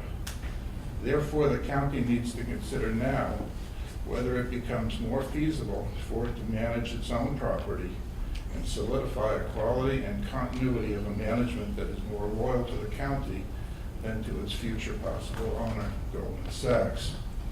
One possible option, assuming that you are happy with AV Port, is to negotiate an extension on favorable terms now before the takeover, understanding full well that going forward, the management of AV Port could undergo dramatic and even drastic changes. Now is the time to think about these things. The future is just around the corner. Next. My understanding is that, structurally speaking, HPM is a quasi-separate entity operating within the bounds of the overall county. All revenues inure to the airport and cannot be distributed beyond the airport HPM. Profits are retained within that structure. Perhaps now is a good time to think about creating something a little more sophisticated, something along the lines of the original Triborough Bridge and Tunnel that Robert Moses created. Something that, while thinking within the county and the airport, also thinks about a broader transportational future. The idea that Moses proposed was to create a bridge, to create tolls. Tolls would pay for the bridge. What happened was he created so much traffic that he paid back the bonds in a few years, and the tolls kept coming, and it allowed him to create another bridge. So the idea is that a fee and tax structure that the airport creates should be sufficient so that it generates more than it needs, so that the improvements can be made to the airport within the fee and tax structure, and then we can start to look at other transportational needs of the county within a newly created Triborough Bridge, whatever, or something along those lines. Next, the water supply issue. There are 3 parties having some responsibility with regard to the reservoir water supply. Given that HPM originated with the federal government as an aspect of the Army Air Force and then managed by Gulf Water, from what I understand, the reality is that without the federal government and its need to site an Army installation near the reservoir, there would be no airport today. Therefore, the U.S. government bears some degree of tangential responsibility. New York State has an obligation to protect its reservoirs from contamination, and that goes beyond motorboats and water skis and things. The county, mindful of de-icing and other polluting byproducts of running an airport, has a responsibility to both recognize what is necessary and to tax users accordingly. Funds need to be accessed from all 3 parties to address the issue of water purity and preservation. It is an anecdotal fact that depreciation reserves are nearly always insufficient to cover the actual cost of replacing used up plant and equipment. I suspect that the same is true for the amount of taxes and fees collected and the funds needed to truly secure the land and the water from airport chemical runoffs. What you collect must be sufficient to pay for the cost of containment and cleanup. Very short word about noise pollution. Raising landing fees in and of itself will not be sufficient to control existing noise pollution. My understanding is that while there may already be some degree of self-policing on the corporate jet uses level, there needs to be a thoughtful codification of what is allowed to land at the airport, given the present technology and equipment already available. And that needs to be strongly accompanied by adherence to both curfews and the daily intensity of usage. Thank you.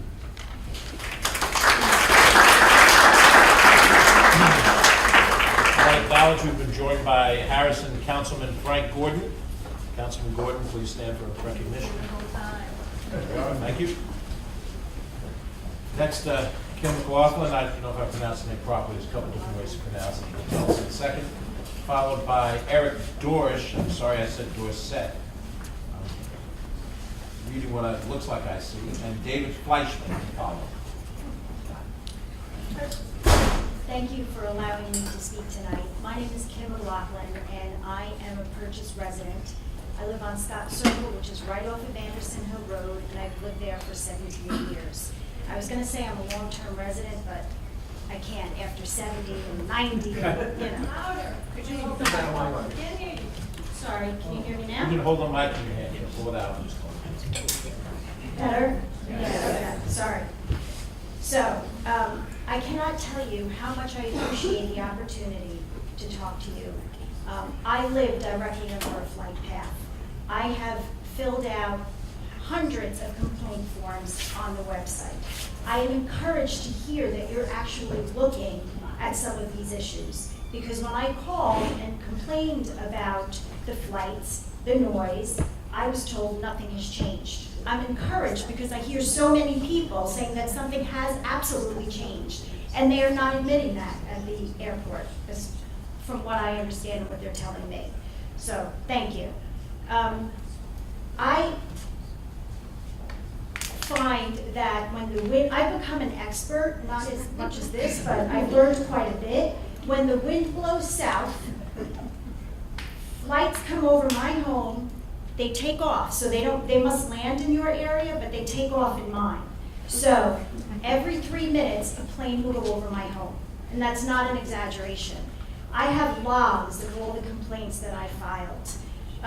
And I too can share a typical day with you, but specifically, I'd like to share with you a day, on June 11th, 16 planes flew over my house in an hour. 1 hour, 16 planes. On July 27th, 2017, so I've been doing this for quite a while, 18 planes flew over my home in 1 hour. You cannot keep your windows open. You cannot garden. It is incessant when the wind blows south. I'm hoping that by taking all this feedback, you will do something about the current noise. And please, please, please don't increase any more noise. It's just intolerable. And it's a shame because we live in such a lovely community, we can't even enjoy it. I invited your predecessor to come to my home for lunch. I sent him an email. I would love for you to come when the wind blows south. No, because when the wind blows north, the planes land over my house. It's not as bad. But when they take off, it's awful. I would love for you to come, have a glass of lemonade, and sit on my deck. And one other point is remote, hold on, what are they called? Sorry, I'm shaking a little bit. The noise remote terminal monitors, okay? The closest one to my home is on Woodside Avenue in Silver Lake. That's a half a mile from my home. So that cannot accurately determine the decibel levels that currently happens in my yard. So I would hope that that is something that you will address as well. I'd be happy to have one in my yard, honestly, so you could hear it. But thank you very much. I do appreciate it.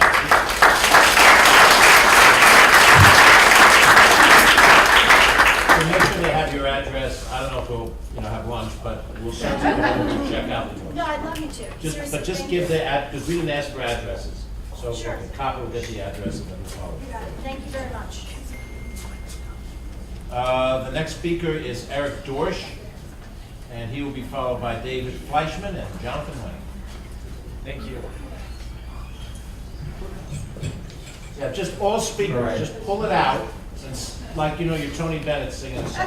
Right, I didn't bring any musical instruments, so sorry.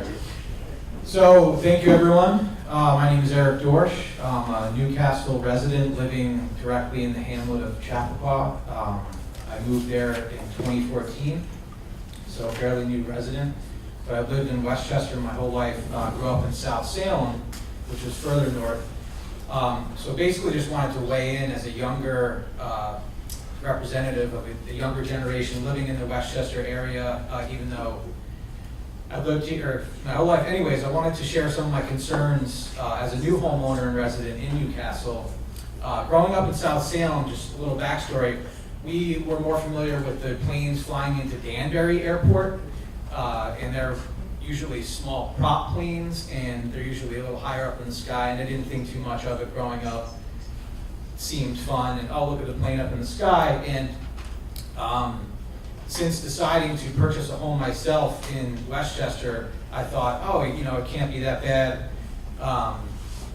You know, the larger airports are down in Manhattan, LaGuardia, JFK, Westchester County Airport's really, it's a small prop plane, private jet airport, how bad could it be? And I remember in the early 2000s on Facebook, there was some group that said, oh, let's save Westchester County's airspace, and I wasn't living in, at the time, in any of the areas that were really affected, so I didn't really think anything of it. I said, oh, you know, it's just some activists, you know, trying to save the airspace. And as a resident of Newcastle now, living in downtown Chappaqua, just up the hill from the Bell School, basically when you take the long runways here at the airport and you follow it northwest, the direction that they're pointing, my house is basically right in that same line of the flight path, and right as the planes are starting to land or put their landing gear, their flaps down or whatever, it's really the point where the sound starts to really increase. And I've noticed since 2014 up until, you know, within the past 2 years that some people have been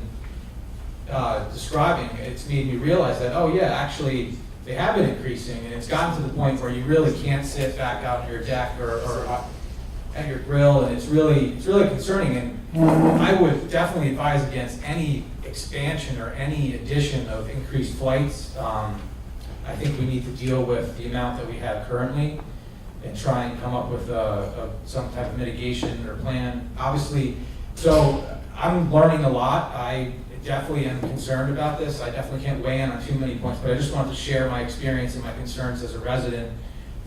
As a landscape architect, I'm definitely concerned about, you know, environmental impacts of this foam, and I'm sure the stormwater runoff of any increased improvements here would be an impact for the reservoir and drinking water, and you know, wildlife corridors and bird migrations with the increased flights and the whole 9 yards. But part of the reason why I decided to buy a home in Westchester is because it's away from the city, and it's a quiet bedroom community in the area, and I think folks they understand that advantage, and that's part of the marketability and the value of their homes. And as a new homeowner and maybe a voice of the younger generation, I think if there are increased developments in the area, I think it's going to detract from the attraction of the area, and I think people are not going to want to move in as readily, and it would be an increasing concern. So I have a two and a half year old and a new one on the way, and I have to wear earplugs at night.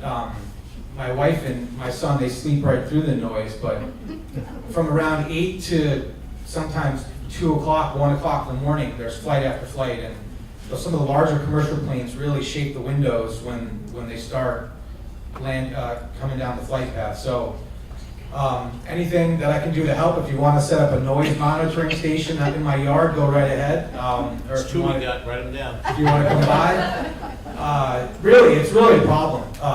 It's very disruptive, and one of the reasons I moved here was to get away from that, and so I'm definitely disappointed. And I'd do anything to help the cause, so thank you.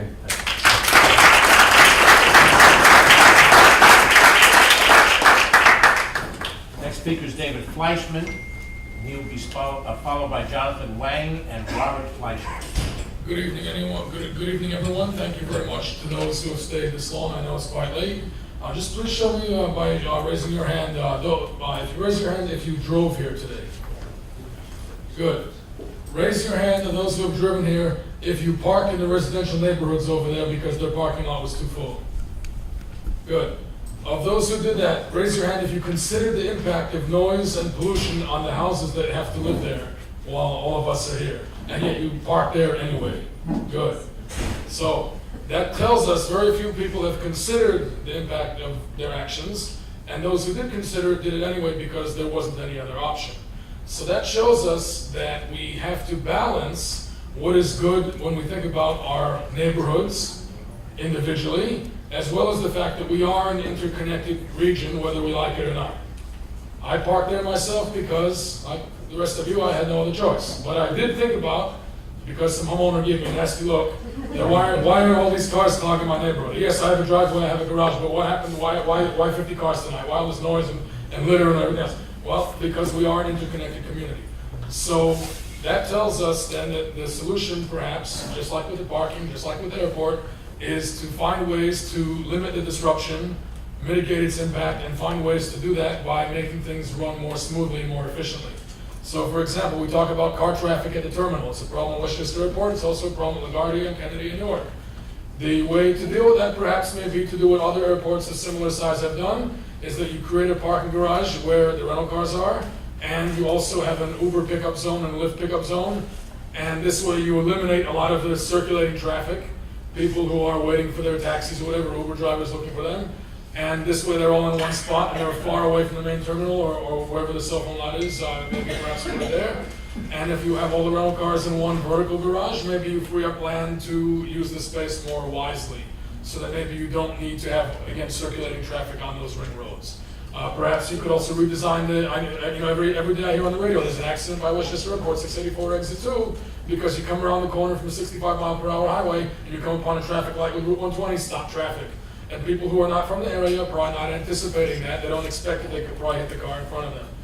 So a solution perhaps is to redesign that and perhaps create a traffic circle like you've done further on airport property. Does not increase the number of cars coming. It just makes the existing operations more efficient, reduces congestion, reduces accidents, and ultimately reduces noise and impact on your neighborhoods. While again, reminding ourselves that we are an interconnected community. There are reasons why we have this airport. There are businesses that do use it, that take it as an advantage, as opposed to locating near Teterboro or the city and so forth. But there are ways of doing this in a more efficient, more responsible manner, so that we're both better neighbors for each other. Thank you.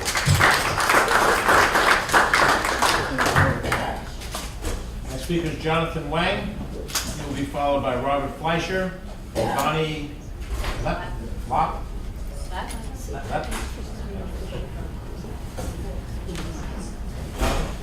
All right.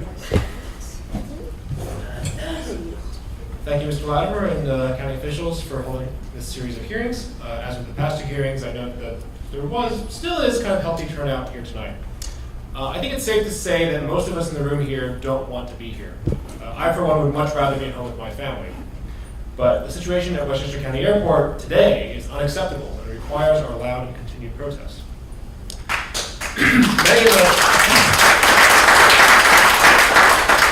Many of us have been woken up or had our quality of life decreased by aircraft noise.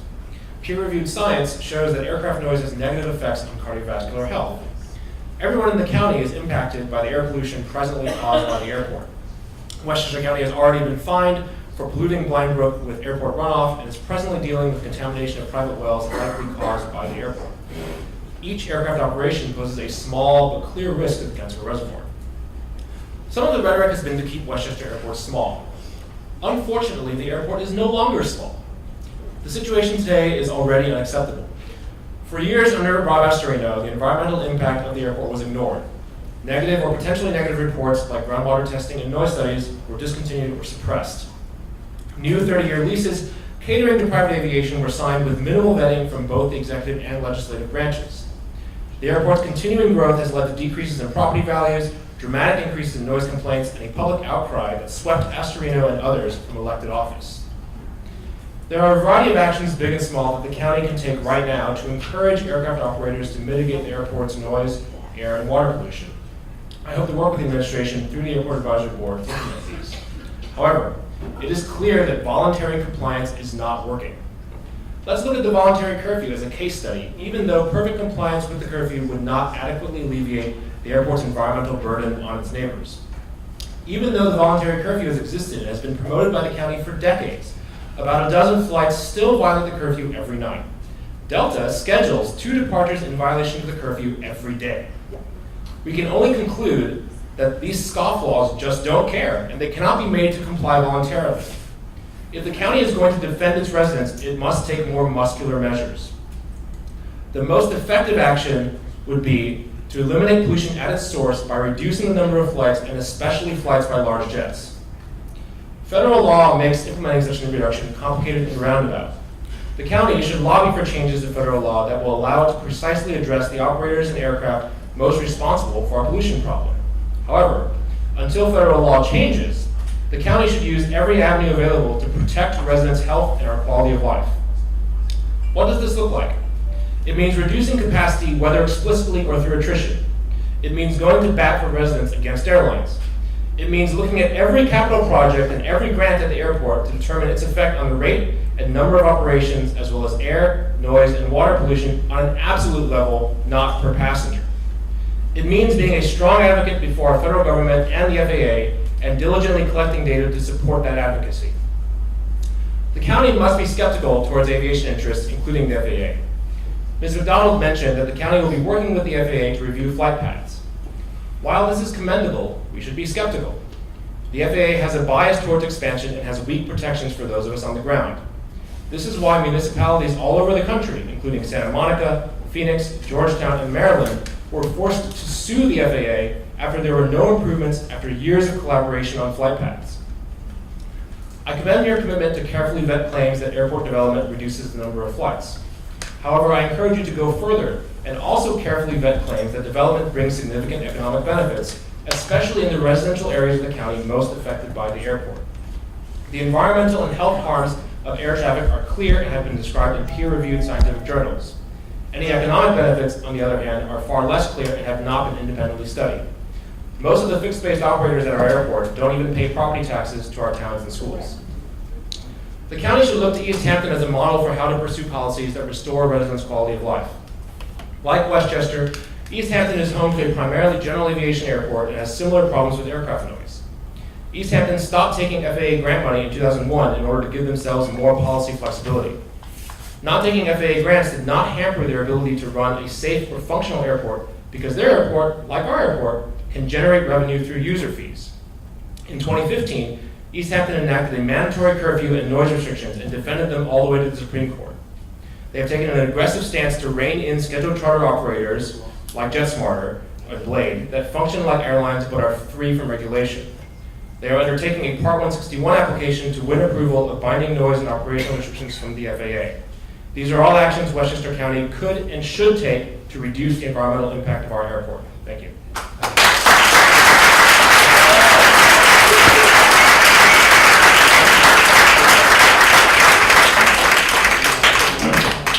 Next speaker is Robert Fleischer, and he will be followed by Bonnie Leff and Jeff Nagelberg. My name is here.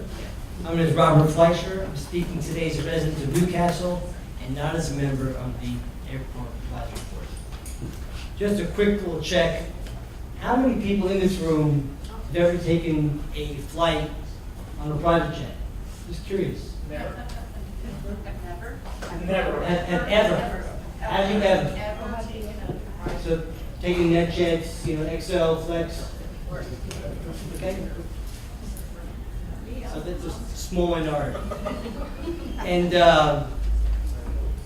so as we reach this third listening session, I wanted to thank the County Executive, George, and the senior members of your administration all here tonight, and the members of the BOL, and other publicly elected officials from the county who have taken their time to be here tonight for their constituents.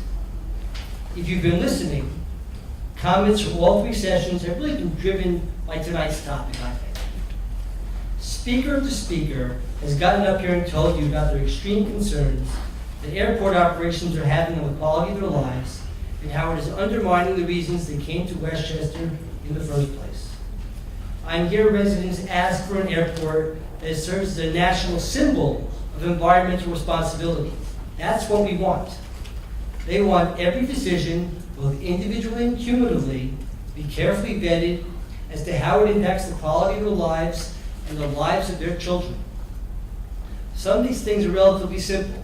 I'm going to skip the ones that were mentioned before. But extreme transparency in terms of data sharing. Establishing noise, water, and air monitoring programs that are second to none anywhere.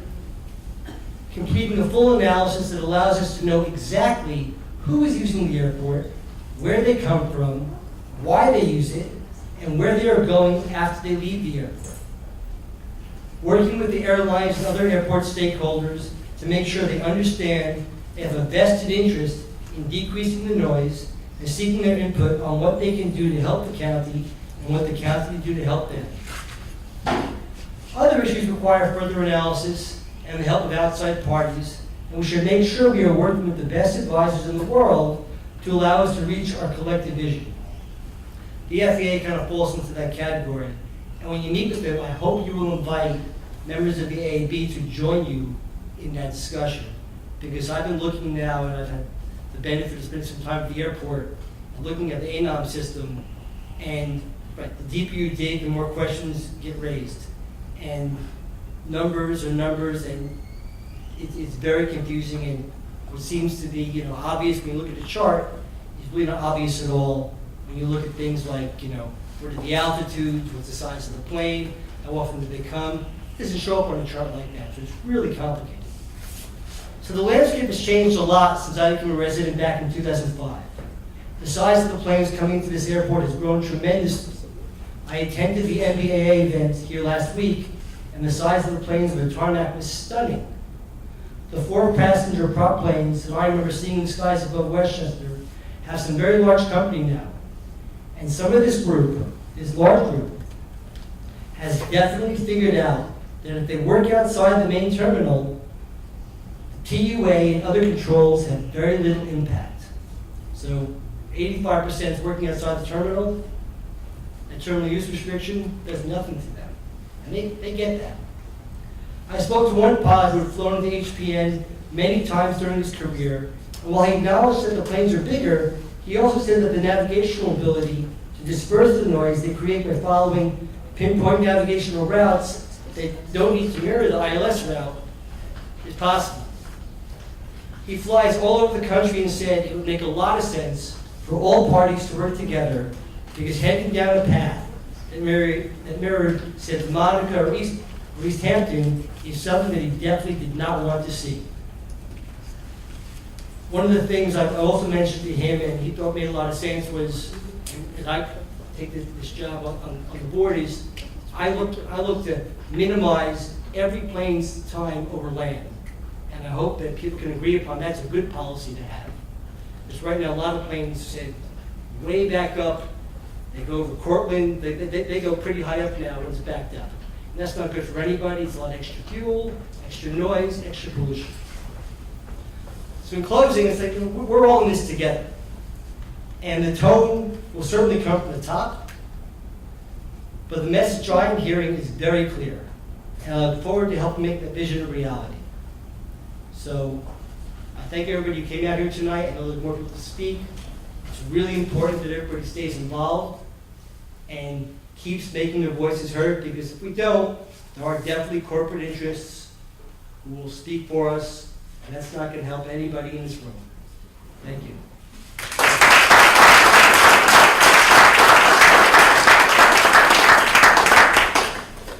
Next speaker is Bonnie Leff. Hi. Apologize, Bonnie, I'm trying to make sure I get the right pronunciation of the name. Jeff Nagelberg to follow, John Junkin to follow me. Bonnie. Hi, I'm Bonnie Leff, and I reside in Chappaqua, which is part of Newcastle. I've never been involved in local politics or causes, but I'm here because this issue is so important to the quality of my life, despite needing to get a babysitter and not see my child tonight because I came here straight from work. Our neighbors' lives, my life, what's happened over the past year is really horrific, and it's just unfair to the residents and those who live near me. What has always been a peaceful place to live is now no different than living near JFK. The difference is that we didn't choose to live near JFK, and our home values are not the same as those who live near JFK. Our environment has dramatically changed, and it's just not right and not sustainable.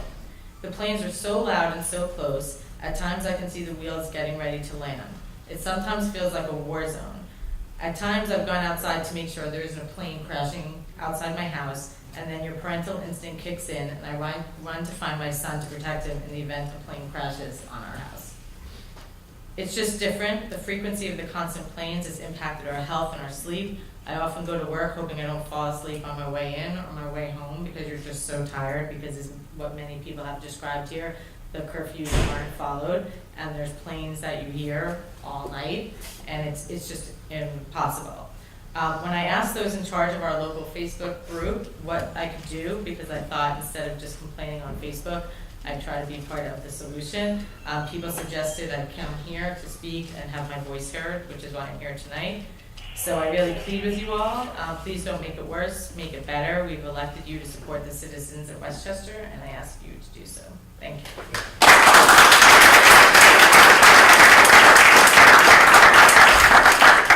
Next speaker is Jeff Nagelberg. Good evening. To be followed by John Junker and Deborah Wood. Good evening, nice to see you. Used to have offices in the same building once upon a time. Well, one of us still does. One of us moved up. Congratulations. We miss you.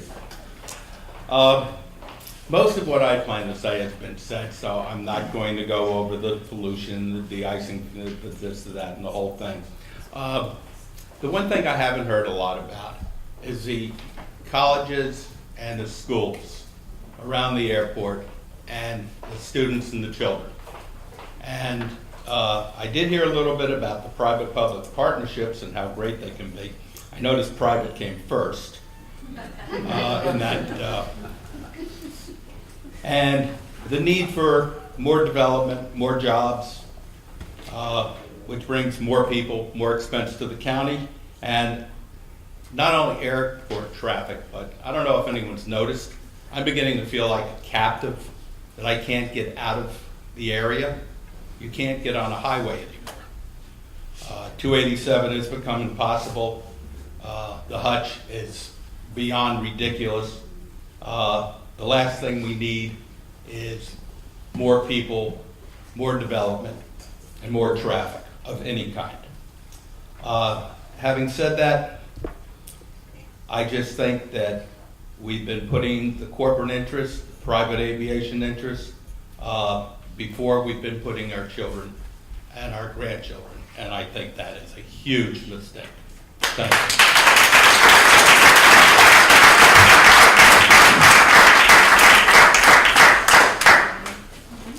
Next speaker is John Junker, and he's going to be followed by Deborah Wood and Dr. Susan Rubin.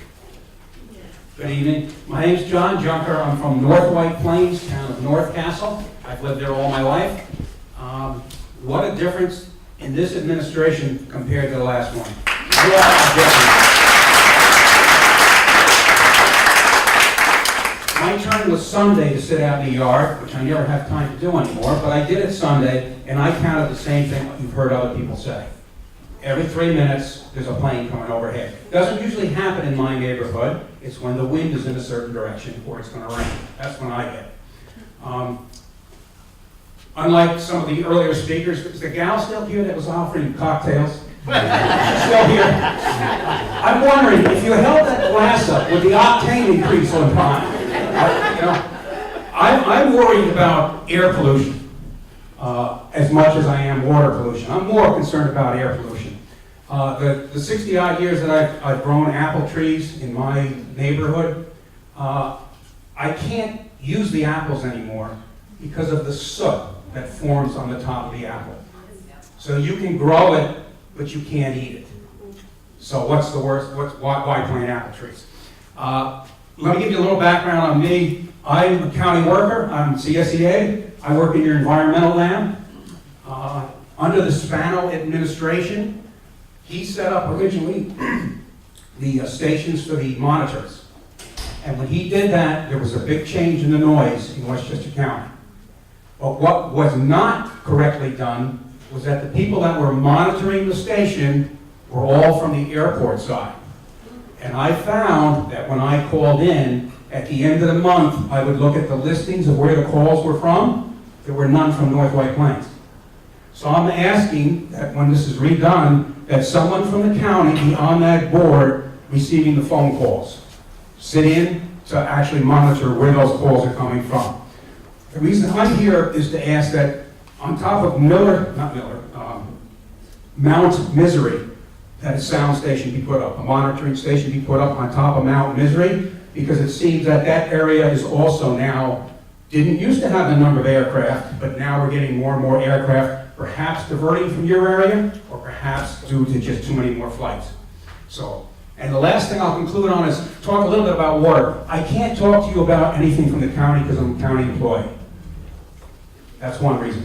The other reason is your prior administration stopped sampling in that area, all right? In fact, if you look at the 2010 budget, he planned to eliminate your environmental lab. Just go back to the 2010 proposal, and there you'll see it, okay? So, but I also worked for New York City, but I no longer work for New York City. So I can tell you a little bit about the water system. Where the water comes in here, it's coming from the Delaware system. We have the Delaware and the Catskills. This section up here is coming in from the Delaware system. It flows into Rye Lake. Rye Lake is the right side of Kensico, all right? But it's the same water source. So here comes the water in from the Delaware, goes right past the airport, loops around. After about a day in the reservoir, it's taken out by Westchester Joint Waterworks. And those of you who get water from Westchester Joint Waterworks, it's only been in the reservoir for about a day. So, the water that goes down to New York City has been in this body of water, reservoir, through Rye Lake, through Kensico in 4 days. So, this is a moving body of water. The amount of pollutants that are going to collect in here will be minimized because of the vast billions of gallons that are flowing through this constantly. It's like a river moving through here, all right? So the point I'm making is, what you're gonna find in the wells, all right? And we haven't upgraded this lab at all. In Westchester County, no money has been spent on the environmental lab. In fact, we spend more money on the dead people. The other side of the building is the morgue. That's where the county spends the money, on the dead people, not on the living people, all right?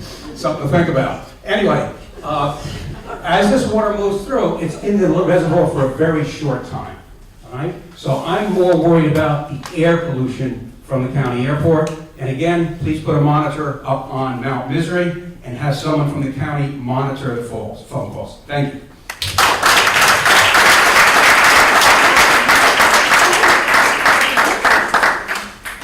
Next speaker is Deborah Wood, and she will be followed by Dr. Susan Rubin and Tracy Levy, and we still have about 10 more speakers. Good evening.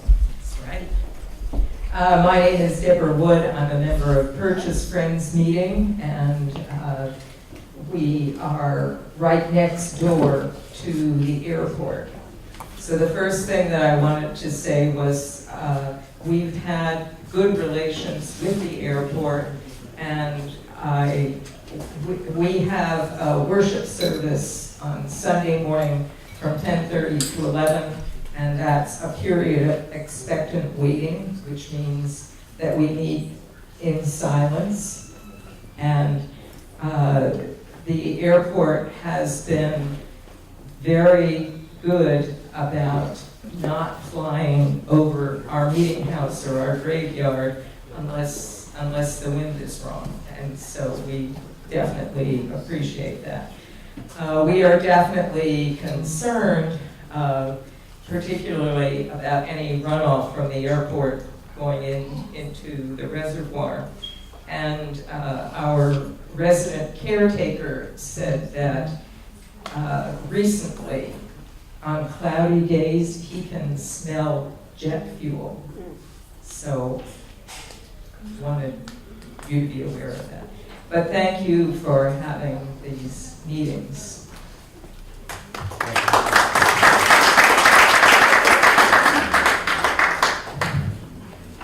Dr. Susan Rubin,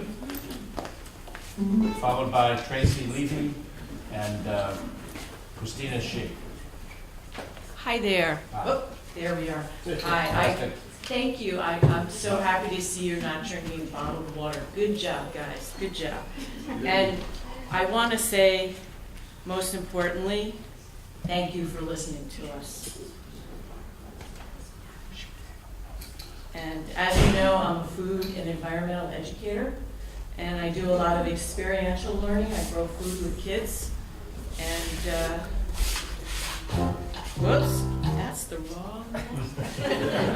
Hold on. It sounded good. Did you like that? A little music about this time. Feel free. Little musical interlude. Somebody's on 7, he's on 8. Okay, I'm gonna put it on shuffle. All right, I made a playlist for you. Okay. So anyway, thank you for listening.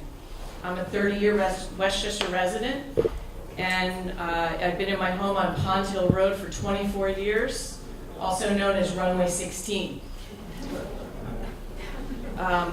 One thing I wanted to mention, I know our first speaker mentioned that the FAA is a captive agency, and for those of you who don't know what that means, it means that sometimes government agencies become revolving doors with corporations, corporate interests. And we really have to be careful of that, because unfortunately the corporations are not always, they're not always our friends. I've heard that they pay a lot less taxes than I do, and same with the 1%. And I think about, when I hear these planes, especially on a Sunday, I think about the 1%, the people that are flying to Nantucket. The people, they play by different rules than I do. And it's concerning to me. It's concerning to me about my government that the 1% is making more rules and playing by different rules. But most importantly, I'm concerned about jet exhaust and the accumulation, the frequency. I spoke last time, because I used to be a dentist, about you can eat a whole bag of Milky Ways and you won't get a cavity. But if you eat a Milky Way every single day, you're going to bomb out your teeth. Okay, so these planes are coming over my house every day. I haven't used pesticides in my yard for 25 years. I grow food on my deck. I am very concerned about my lettuce. I don't know, like the apples, I don't know. And I can go get it checked out, I may, I'm scared to. But anyway, I'd like to invite you on over to the Rubin Rodeo deck. Come on over, I'll feed you some of my food that I'm growing there, and hopefully it's safe. Thank you. I'll be the guinea pig to find out. Lord, oh my gosh. I'll have one of John's apples. And There you go. we'll have a Hopefully, special election for New County. I am concerned for your health, as you know. Take care. Thank you.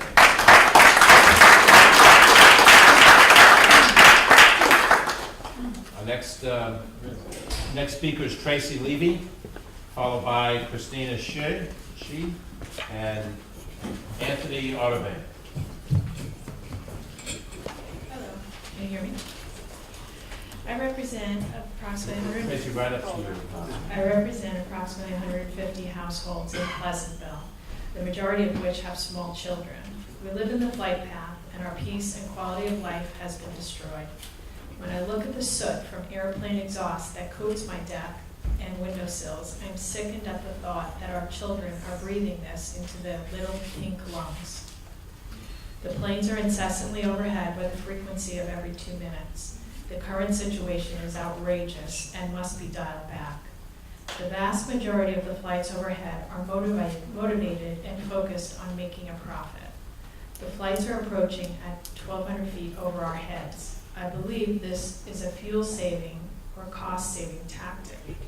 The commercial and private operators' profits should not be at our expense. We've heard that the wind direction is a factor in where the flights approach HPN.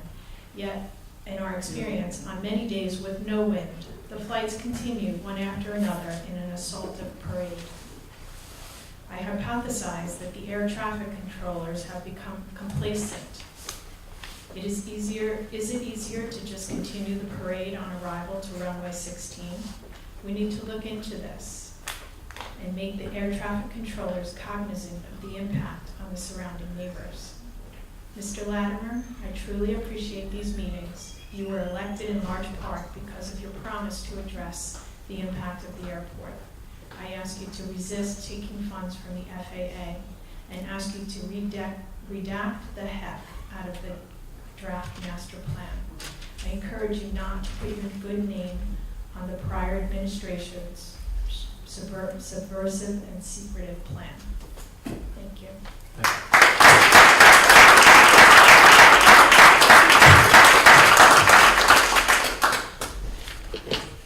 Thank you very much. Christina Shi, followed by Anthony Artebane, and then Victoria Alzapidi. Good evening, Mr. Latimer and everyone here. Thank you for coming here, and thank you for the meeting. To everyone, if you don't know A Peaceful Sky, please join us. We have more than 400 people on on the Facebook group. It's you have to write where you are from and if you are experiencing noise. And we have been very actually secretive about our group because we didn't want people to know that we are living under the airplane noise. But unfortunately, more and more people are joining. So even though today there were a little bit more than 100 people here, we are actually, the people who are being affected are much, much bigger. And just to let you know, I live on 117. So when I bought the house, I knew that I was going to have noise from the 117. But the airplanes are actually much, much louder than the trucks. And they are in my backyard. And it is true because one day actually I smelled the fume. So it is really, really bad. And the last Memorial Day, I'm a gardener, and I was trying to put all my plants in place, to transplant everything. And after 1 hour of listening incessant jets, I had to put the earphone, the noise blocking earphone, and I couldn't have conversation with my family. And to let you know, just to let you know how precious is this place, Westchester. I come from different places. I grew up in Argentina. I'm from Taiwan. And when I go to those places, to Taipei, to Buenos Aires, I'm like, I want to go home. I miss this place because there are a lot of places in this city, in this planet that has been polluted and that cannot be changed. And I don't want to go back to Argentina anymore. I cry when I see how dirty is the wall, the building, and how dirty is my clothes when I come outside, when I go to the street and come back home, and it all smells bad from the street. And this is a precious, precious jewel of the entire world. And when my husband, his job went to New Jersey, we stay here in Chappaqua because we love it. My husband, he drives more than 3 hours per day to go to work for more than 3 years because we love to be in Chappaqua.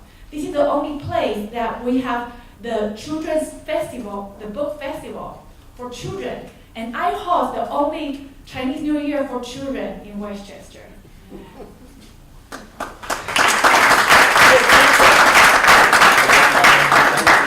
And every year we have a special Halloween parade only for children. So our town is all for children. We are the first town that banned the plastic bags. We are the town that we are now we are collecting compost, kitchen scrap for composting. We are doing a lot of things environmentally. And then the next speaker, Victoria, she raises a butterfly, in her house because we have been working on attracting butterflies and birds. And suddenly now we have to study about airplanes. I have become more expert in airplanes than what I should be doing, which is about teaching. So I really, really appreciate this place, which is so, so special. And unfortunately, this airplane, the master plan looks great. The only line that needs to change, that needs to be added on, is scout a new location. It's in the wrong location. Okay, thank you so much. Thank you.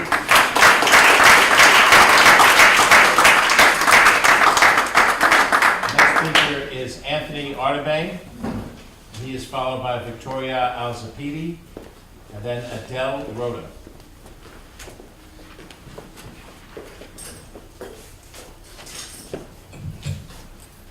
Thank you. My name is Tony Artabane. I'm a resident of Rybrook. I live at 4 Little Kings Lane. And I've been at that location for about 22 years.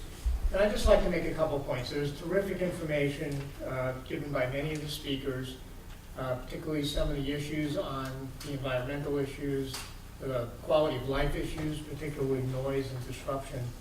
But we also have to I think, retain some type of accountability in whatever structure you go forward with on the airport. And I know it's not a light decision. You have to balance the ability to monetize the asset we have with these quality of life issues. But I would say there is an increase in air traffic over the years. I think there is an increase in, these voluntary guidelines being violated. Over the years, last couple of years in particular. So I would, just reiterate those concerns. There should be some accountability, perhaps some of those suggestions about, publicizing some of the offenders, recording it, etc. I think also the monitoring of water quality is important, not just a Westchester issue, but it really is a New York water supply issue as well. So anyway, I think it was a terrific, productive session today. I think you got a lot of good points, and I would just reiterate some of those points. I wouldn't want us to see us do something, particularly to deal with some short-term budgetary issues that might really impact the quality of life, going forward. So thank you. Thank you very much. We've just been joined by State Senator Shelley Mayer.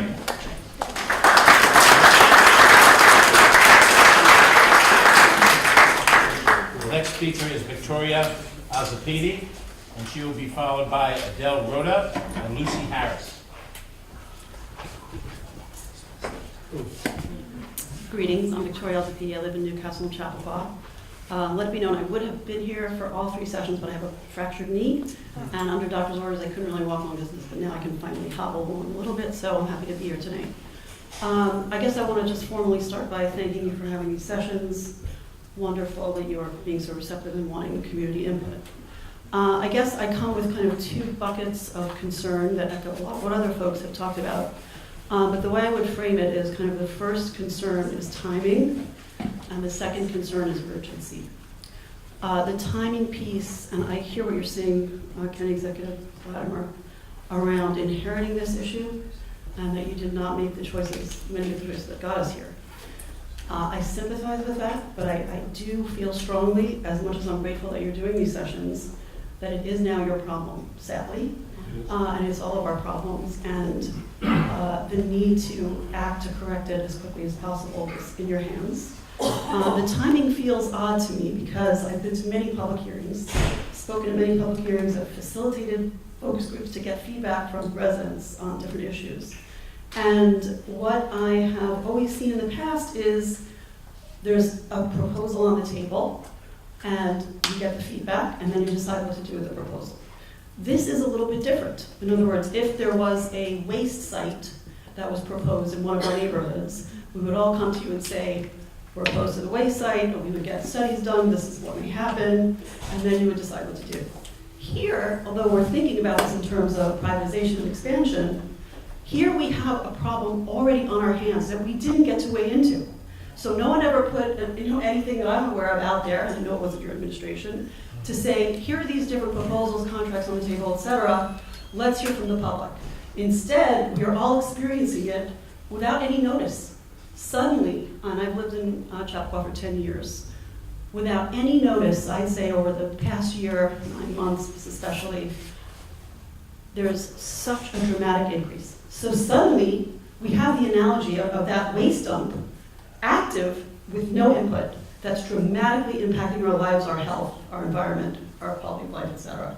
The way that I've experienced, and I think that as much as we need objective data and all of that information, it is very important to hear the subjective experience of folks. And I think in terms of health, I'm most concerned about health. Whether it's our individual health as people, our kids' health, our pets' health, et cetera, the environmental health, however we look at it. I have had experiences, and I'm sure others in this room, where a plane is so low that the vibration affects my eardrums. Sitting in my own living room, I feel the reverberations and wonder if my hearing will be damaged. And I wonder, again on an urgency level, what has to happen in order for you to act? So I went to the session at Newcastle Town Hall. Again, a lot of receptiveness, wonderful. That was now weeks, months ago. Here we are, 3 sessions. I want to see something in writing about what is going to happen. I am an attorney, I don't practice anymore, I used to be a civil rights lawyer. I want to hear, are we going to ask for an injunctive relief? Are we going to ask for a temporary restraining order? What are we going to do to stop these planes? Because eventually you're going to wind up with a child with hearing issues, or a class of children who have hearing issues, or some kind of I don't know what we have to wait for. And I don't want us to wait for that. Let me just break the format, since you've been directing this now over a couple of sentences. You're experiencing a different way of governance by what I'm doing as county executive. Okay? I have had, what you saw in Chappaqua is a series of coffee and conversations held all over the county. We had one in Hastings, and they're done with the county executive and the local county legislator. Nancy and I had one in Portchester, Mary Jane and I had one in Hastings, Mike and I had the one in Chappaqua, David and I have had one in Eastchester, Kitley and I have had one in Mount Kisco. Now in fairness, at the one that we had in Chappaqua, as was reported, the airport was the total issue. Had you been with me in Mount Vernon this past Saturday, the airport never came up once. And it didn't come up once in Hastings. That doesn't minimize it. It is to tell you that in coming into this job, by the way, all of these good people have all taken on positions that I've asked them to take on. I'm the one person here that you're with. I asked these people to come out and help me because we have more than just one serious issue in this county. We have a $27 million deficit for 2017 that's going to blow through the budget in 18 and get larger, and in 19. We have a contract on playland management. That didn't come up in this meeting, but I'm sure when we have one of these in Rye, it's going to be a major central activity and issue. And my point, Victoria, is this. You normally have expected the only time a government official comes to you is when legally they have to have a public hearing. That's not what I'm doing. I'm doing something completely and totally different. If you follow me on Facebook, you will see that I'm out every single day in different corners of this county listening to people and interacting with people. So, what are we going to do about it? The first thing we're going to do on this particular issue is to listen to determine how we're going to handle the master plan which we've inherited, how are we going to respond to that. The governance issue is within our decision to make. The Board of Legislators twice rejected governance plans in front of us. We didn't reject them in the sense they voted no, they just chose not to act on what my predecessor did. So what I said about governance, privatization, don't lose control, everybody said that, right? What I said to the Board of Legislators is we're not going to lay something on you in the budget in November. We're going to have an open dialogue. So everybody in these 3 meetings, even though we've tried to have 3 buckets, everybody's talked about governance. And the Board of Legislators had tremendous representation at these meetings. What we've heard is what we've heard. And then we'll have a dialogue before we get to the budget in November to determine do we want to pursue a governance plan that changes or not. And that's when you'll find out about the governance issue. And I already came out against it last year in the campaign, so I don't think I'm going to change my position. But by the same token, this public dialogue was necessary because it never happened. Now on the master plan, there was a far and away insufficient public hearing process. There was one meeting last year, and because the governance issue overwhelmed all the substantive issues on the master plan, I went through the testimony on that. Some of the people who spoke here in the last couple of meetings were in that verbatim discussion. there's really insufficient comment on the master plan because the governance issue blotted it over, which is why we're doing these meetings. So I understand you're looking for immediate relief. There are ideas that have come up, and as soon as everybody else speaks, I'm going to recap a couple of things that I heard tonight that we're going to investigate. But I think you have to appreciate this issue has been years in the making, and we're not hiding from it. That's why we're here tonight. That's why we're listening absorptively. But I had to comment because when you say to me, what are you going to do right now, an injunction, we need to know what our legal policies are going to be. Because if we do what East Hampton did, now we're going to meet, I just put a note, where's the note?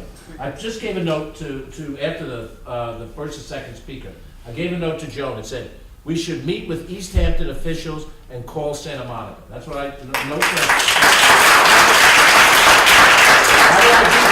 did I do that? Why did I not announce it until now? Only because you raised it this way. Because East Hampton lost that lawsuit at the Supreme Court. So I want to talk to them. I want to find out what they did. If they did it differently, might have they had a different outcome. I don't know. Maybe it's fated to lose anyway. That's what we have to know. When we know those things, I'm going to have a public press conference. I'm going to meet with the Board of Legislators, and you know everything we're going to do.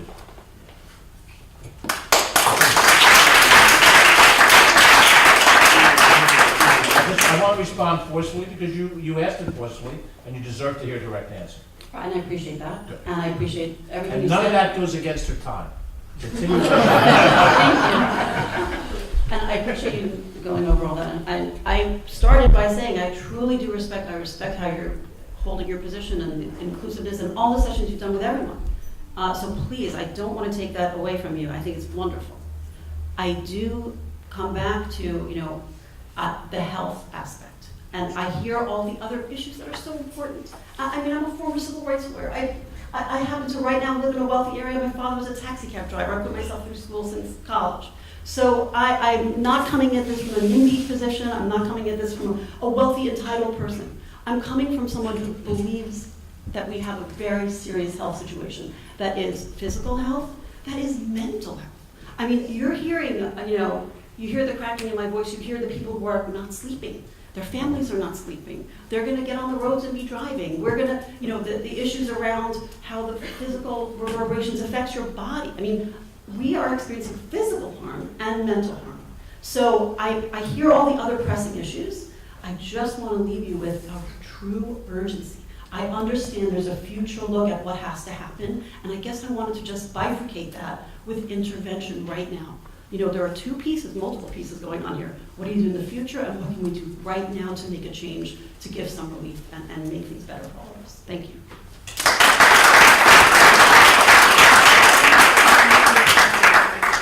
Still have about 5 or 6 speakers left. If anybody else who hasn't been heard before wishes to be heard, please fill out a card. The next speaker is Adele Rotha, and she will be followed by Lucy Harris and Deirdre Curry. Good evening. I was not planning on speaking when I came in tonight, but I wanted to just take a couple of minutes. And first of all, thank you, Mr. Latimer, and your team here. I happen to be a resident of Glenville section of Greenwich, Connecticut, and that's why I thought I would speak, because this issue affects your neighbors over the state line, and we share many of your concerns. I won't repeat them, but mostly the safety and health issues. And I think that having spent most of my life in Westchester before moving to Glenville, which I've spent the last 18 years, I can say that Westchester has always been considered the crown jewel of the state of New York. And the Westchester Airport is an asset to Westchester, there's no doubt. But I do think that the scales have kind of tipped. And it's no longer the asset that it was, because it's impacting people's quality of life, and it's impacting property values. And certainly quality of life is more important, but it will affect the whole county when people don't want to live in Westchester anymore because of those reasons. So I just want to say that I applaud you for what you're doing, because I think it's great that you're being proactive. And the residents of at least the Glenville section and those parts of Greenwich that are impacted share the concerns of our neighbors here. So thank you for that opportunity. And do tell your Connecticut neighbors that they are welcome as a part of our discussions. Well, I will say that our representative, my representative, Libby Florin, let us know that this was going on, and she invited us, so that's why I'm here. Thank you very much. Thank you. The next speaker is Lucy Harris. She will be followed by Deirdre Curran and John Mandel. Hi, good evening. I very much appreciate the opportunity to speak and that this process is taking place. I'm probably the newest resident of Westchester to speak tonight. I live in Usonia, a neighborhood in Pleasantville. The neighborhood was built 70 years ago and has about 45 families. We're on the north side of Kensico, and we are right in the landing path. There's a red line, very thick, of the root that is under our house, above our house. We moved here to raise a family, my husband and I. We love how family-oriented and free Westchester is. We came here from New York City for all the reasons everyone this evening has spoken about. The day we closed, we were shocked as we watched the low-flying planes overhead.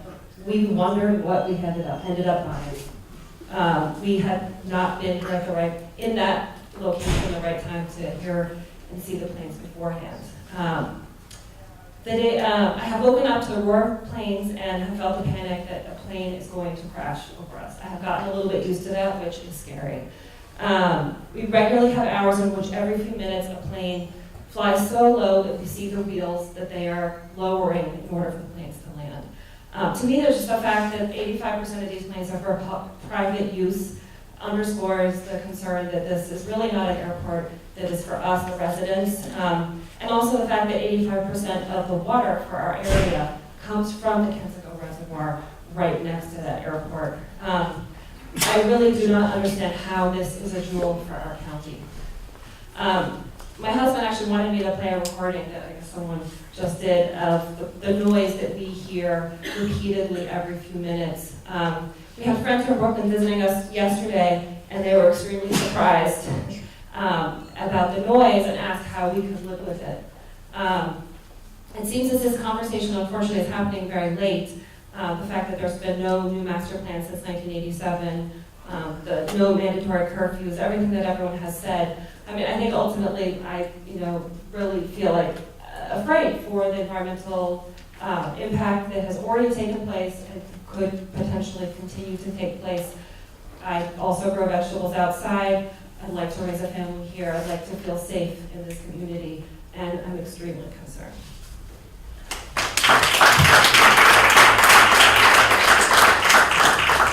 Thank you. The next speaker, who has the privilege of being our 40th speaker, is Deirdre Curran. And she will be followed by John Mandel and Lisa Blanco. Hi George, hi Jen, everybody. Hey, how are you? Well, thanks. You've got a lot of really nice invitations tonight. I hope you take people up on them. I'm a lifelong resident of Westchester, and I can remember when the airport was in Quonset, and you were taking your life in your hands going in and out of there, and I actually kind of miss that. I don't travel much, I don't fly much, but it seems like every time I go to the county airport, it's just bigger and more busy, and I'm always kind of astounded. In my mind, I still see the Quonset. I just can't believe how much it's already expanded.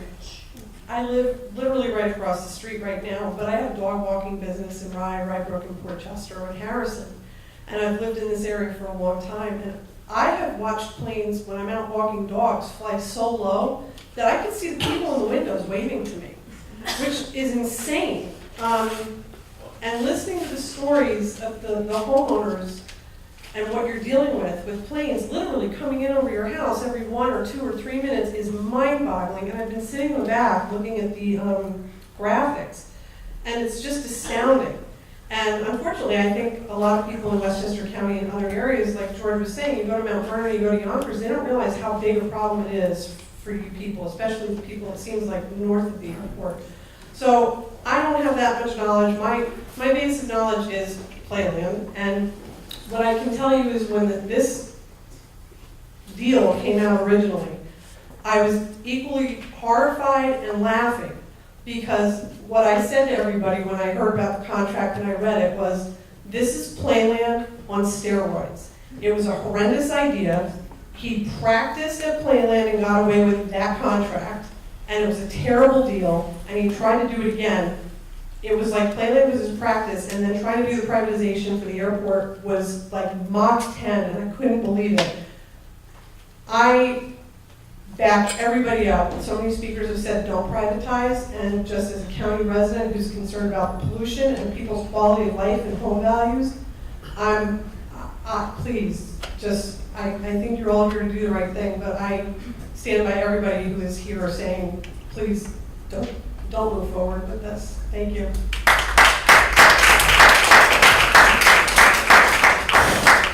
Next speaker is John Mandel.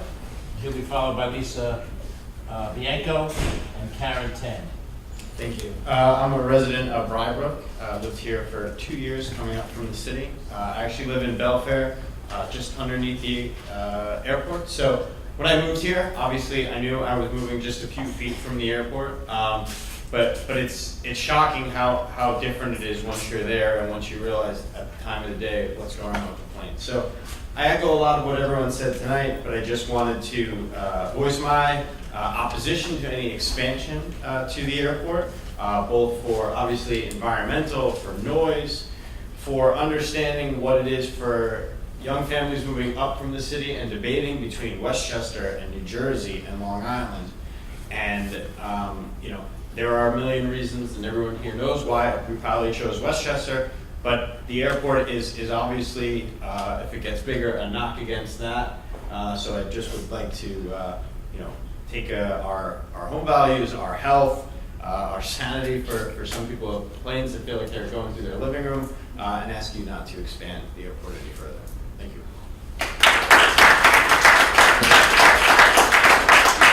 We're down to our last two speakers. If anybody has not spoken and wishes to be heard, this is the time to put the card in. After the next two speakers, we'll call one more time, and then we'll close off our evening. Lisa Bianco. Thank you very much. I'm very happy to be here. I wasn't planning on speaking, but I think the moment is good. My name is Lisa G. Bianco. I'm a member of the Sierra Club, long time. I'm a professional tutor. I work in the communities of Purchase, Greenwich, Armonk, and Rye, and I want to share testimony. When I was 11 years old to 19 years old, I lived in Country Club in the Bronx. It's an area that's in the flight pattern of LaGuardia. And during the summer, because when you're in school, I wasn't there, but in the summer, the planes would fly over my head every 3 minutes, and I could see the wheels and everything, like everybody said here, and I could feel the jet fuel coming over my head. I could see it, the rainbow of the fuel coming over my head. And I was exposed to that for 8 years. And it was what ended up happening is I developed brain fog and toxic lead poisoning. My levels were 12 times the normal. And I did suffer a lot. I used to have concentration problems. It was very hard for me. It was very hard, and I couldn't figure out what was going on. And I became certified nutrition as I got older, trying to find solutions to my problems. It took me 11 years to correct those issues, the brain fog and all that. I used to go outside, and I would go outside and I would go, oh, where was I going? I just couldn't remember where was I going. Then I had to go back into the house and then sit down, and then I would go, oh yeah, I was going to the store, but I couldn't remember. And it was very challenging. And I just want to tell you, I am an NYU graduate, and it was a struggle to go to college with that. I also want to say that I live in Bronxville 22 years now, and I've heard planes, small planes, flying early in the morning. I mean, it feels like in a war zone. Small ones, just like, why is there a plane, small? This small plane flying very, very low, early in the morning, very concerned. I do have some hearing loss as well. I love Westchester. I couldn't live anywhere else. I mean, I had considered Colorado and all these other places, but I could not. I love it here so much. So that's why, I come to this because, like everyone here, we all have these concerns and we want the best quality of life. We have such a jewel in Westchester County. It is such a beautiful place. We have the most amazing waterways and trees and all that. People don't have that in many parts of the country or in the world. So we need to protect all that. And the quality of life is huge.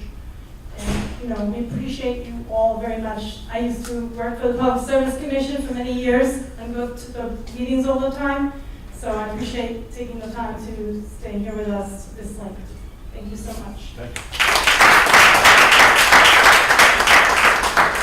Our last scheduled speaker is Karen Tam. Last time I'm going to ask, if anybody has not spoken yet, you do have one more card coming. Please submit a card now. After Ms. Tam, one more card, and then we're done. Karen.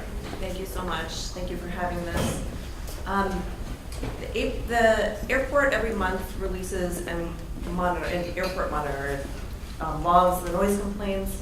It details some information generally about what flights, the number of flights that have been breaking the curfew.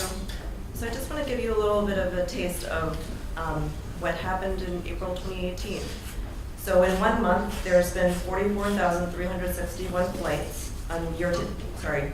The year to date is 44,361 flights. In April, there was 12,178 flights. Think about that amount of jet fuel over our homes and our properties. And think about the amount of noise. During the month of April, there were 225 flights between 12 midnight and 6:30 a.m. Many of them were scheduled commercial aircraft like JetBlue. About 70-something percent of them were corporate aircraft, private aircraft, including charter flights that broke the curfew. So that's a lot of flights that don't necessarily serve our community as well, who are culprits of the noise. For the month of April 2018, there was 2,212 noise complaints from 15 communities around Westchester, 15 different towns. That's up from 48 last year in the month of April of 2017. It's a huge problem. It's a problem that the county is going to need help for.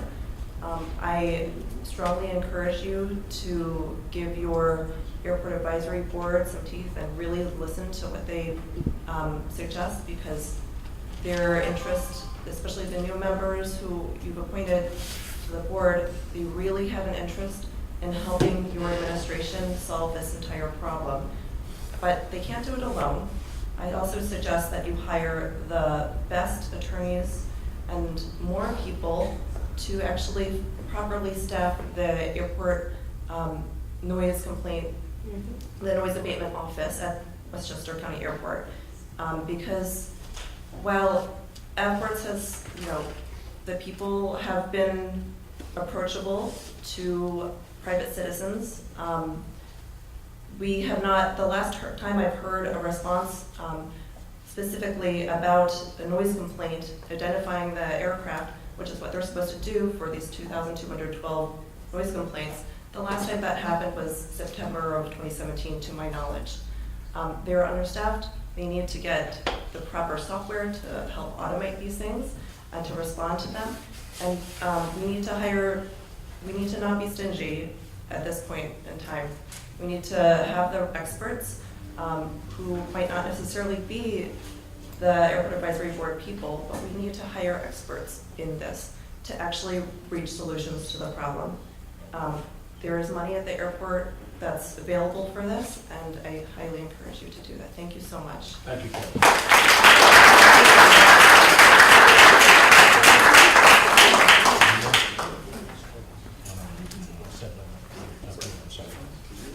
Peter, I'm sorry, we said this once for everybody. I said it up front. If you have other written testimony, feel free to give it. But if I give you a second bite, then I could give everybody else a second bite, and I can't do that. I apologize. Diane Lombardo. Sorry. I can do this every day, right? Hi. It's on. Hello. I'm Diane Lombardi. I live in Valhalla, New York. I live 1 block from the reservoir, the Kensico Reservoir. And 28 years ago, about this time, we bought our home so proudly, a 101-year-old house we celebrated this year. And we bought it for the same reason you all discussed about, you know, nice, serene. We lived in the Bronx as a kid, and all of a sudden, you know, we're big shots, you know. But it was a wonderful thing. I figured I lived near the cemeteries, and it would be nice and quiet. But little did I know that life would not be perfect for that long. And that now I have this huge, the reason I bought my house too, besides a 101-year-old house, is huge, beautiful cement porch in the front. I no longer want to spend a lot of time on my front porch, and that was the whole reason why I bought my house. So I'm pretty angry, and I went to all the meetings regarding Disasтерino, and for that reason. And I think that everything everybody else said, we have to work really hard, collaboratively, to stop and shrink back at some of the negatives and enhance the positives, as many of you came up with some of these lovely ideas. I back all of you, and I thank everybody. Thanks.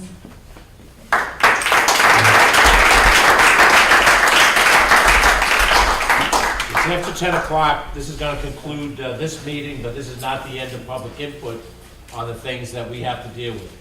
Mentioned already that Airport 2018 at westchestergov.com is the website. Let's say my voice in the last few minutes. The email, not website. The email airport2018 at westchestergov.com welcomes any of your comments. Some of you have submitted material from the last couple of meetings. And we're putting it, circulating it, so we all have the opportunity to read it. You're welcome to send additional testimony in whatever way. If you think of things that you didn't speak to tonight, by all means, share it with us. We're going to sit and recap the notes for these various things. I can't see my notes there. But you have little things in pencil that are darkened in. Those are ideas that I circled, which we want to investigate. I mentioned already, meet with East Hampton, emission monitoring points. I don't think we have any of them out there. Tour North Castle, research curfews. You know, we're told that it's illegal to establish a curfew. Only a couple of airports have grandfathered curfews. We want to investigate that. The whole complaints process, the last couple of comments about the way the office operates, the forms that we have, on and on. So there's much to follow up with on these things. I would hope that within the next, we have a holiday next week, but I hope within the next 2 weeks, we'll have some type of a statement, some type of a document in which we indicate some of the suggestions that have come out of these meetings that we intend to either investigate or implement. And some of these things, we're going to have to determine exactly what we have direct authority to do and what we have to try to get authority to do. And in some cases, if it involves the feds, we'll have to see what other municipalities have done and take it to court, and some people have suggested that. We'll take a look at all these options. We're not going to take anything off the table, but we're also going to be realistic about things, my friends, and we're going to have to determine what can be done versus what we would like to do, and how we lobby, and where we can act unilaterally. I want to thank Andrew Ferris, who's been doing a lot of legwork behind the scenes, Aviva Myers, Susan Spear, Copper Crane, Blanca Lopez, earlier this evening, Catherine Chaffee, Carolyn Fortino, and then of course my colleagues here, John Nona, Ken Jenkins, Joe McDonald, and Hugh Grecian for being through all of this. This is a collaborative effort. I mentioned before when I was speaking to Victoria and responding, we try very hard in this new administration to try to make decisions collegially so that there's input from the various people here. And while it wasn't necessarily their opportunity to speak tonight, there's going to be plenty of opportunity for all of us to discuss these things. And as I said, you're welcome to continue to reach out. I mentioned earlier that I have a series of coffees and conversations that are going on. This coming weekend, I'll be in Yonkers. Last week, Mount Vernon. The week before that, Mount Pleasant. The week before that, Eastchester. We'll continue those. Those are open-ended, talk about anything you want, not just airport. And of course, depending on where you are in the county, will often depend what kind of issues come up. But we will continue that series. Ken and I particularly are out in the community at various community events and activities, and you're welcome to reach out to us anytime. I'm very comfortable with people who come up to me and want to just have a conversation. I know I'm going to be at PEPA in a couple of nights, if Ann's still in the room. I've been invited to stop by there specifically. Some of the people that you saw speak, Peter Schlachtas, Tracy Levy, Robert Fleischer, Nancy Barr from the Board of Legislators, Hugh Grecian are new members of the Airport Advisory Board, as Karen suggested. I didn't appoint them for show. I put them on the board so they would use their skill set to look at these issues on an ongoing basis. And did I miss something? Oh, and Jonathan Wang, of course, yes. That wasn't a mistake. But we put these folks on the board so they would use their time and energy and effort and discuss policy. But we have to shift gears from expressing what we feel to what it is that's going to actually be practical responses to these things. And so that I think is a challenge for all of us as individuals. And as you express the concerns and the frustrations you have, we try to hear some of it. I don't need you to actually buy me dinner or let me move into your house, but we certainly would like to go out and hear for ourselves to hear it, so we understand it. But it's not like we don't understand these things. We don't live in glass bubbles. I mentioned to you, I live across the street from Playland. I bought that property 30 some odd years ago, and the noise from Playland is more than you would expect to get if you lived in another area. And the argument about the quality of life and all those things are very real. There's noise at Playland that you expect to have, the roller coaster sound. You don't expect to hear rap music at past 12 midnight with speakers spaced out into the neighborhood, which happens down there sometimes when the over-exuberant young people that are running the music on the rides decide that they're deeply into hip-hop and you're trying to go to bed. So when Lucy's talking about these things, I personally experienced that with a different county function. And I don't get up and go down there and say, hey, I'm the county executive, shut that thing off. The reality of it is we have to work through these things intelligently, and I think we've been properly motivated by hearing from people that are really angry, really frustrated. I get that, we all get that loud and clear. And now, the final response to Victoria is we're going to do something about it. That's what we're going to try to do. We may yet have, we're going to call for another one of these meetings in order to go over some other elements of it. I can't predict until we sit down and talk, but the lines are open for communications. We're going to do everything we can to justify the faith that you placed in us, me personally.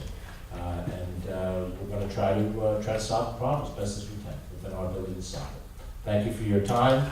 Have a good night. Everybody go to the right hand.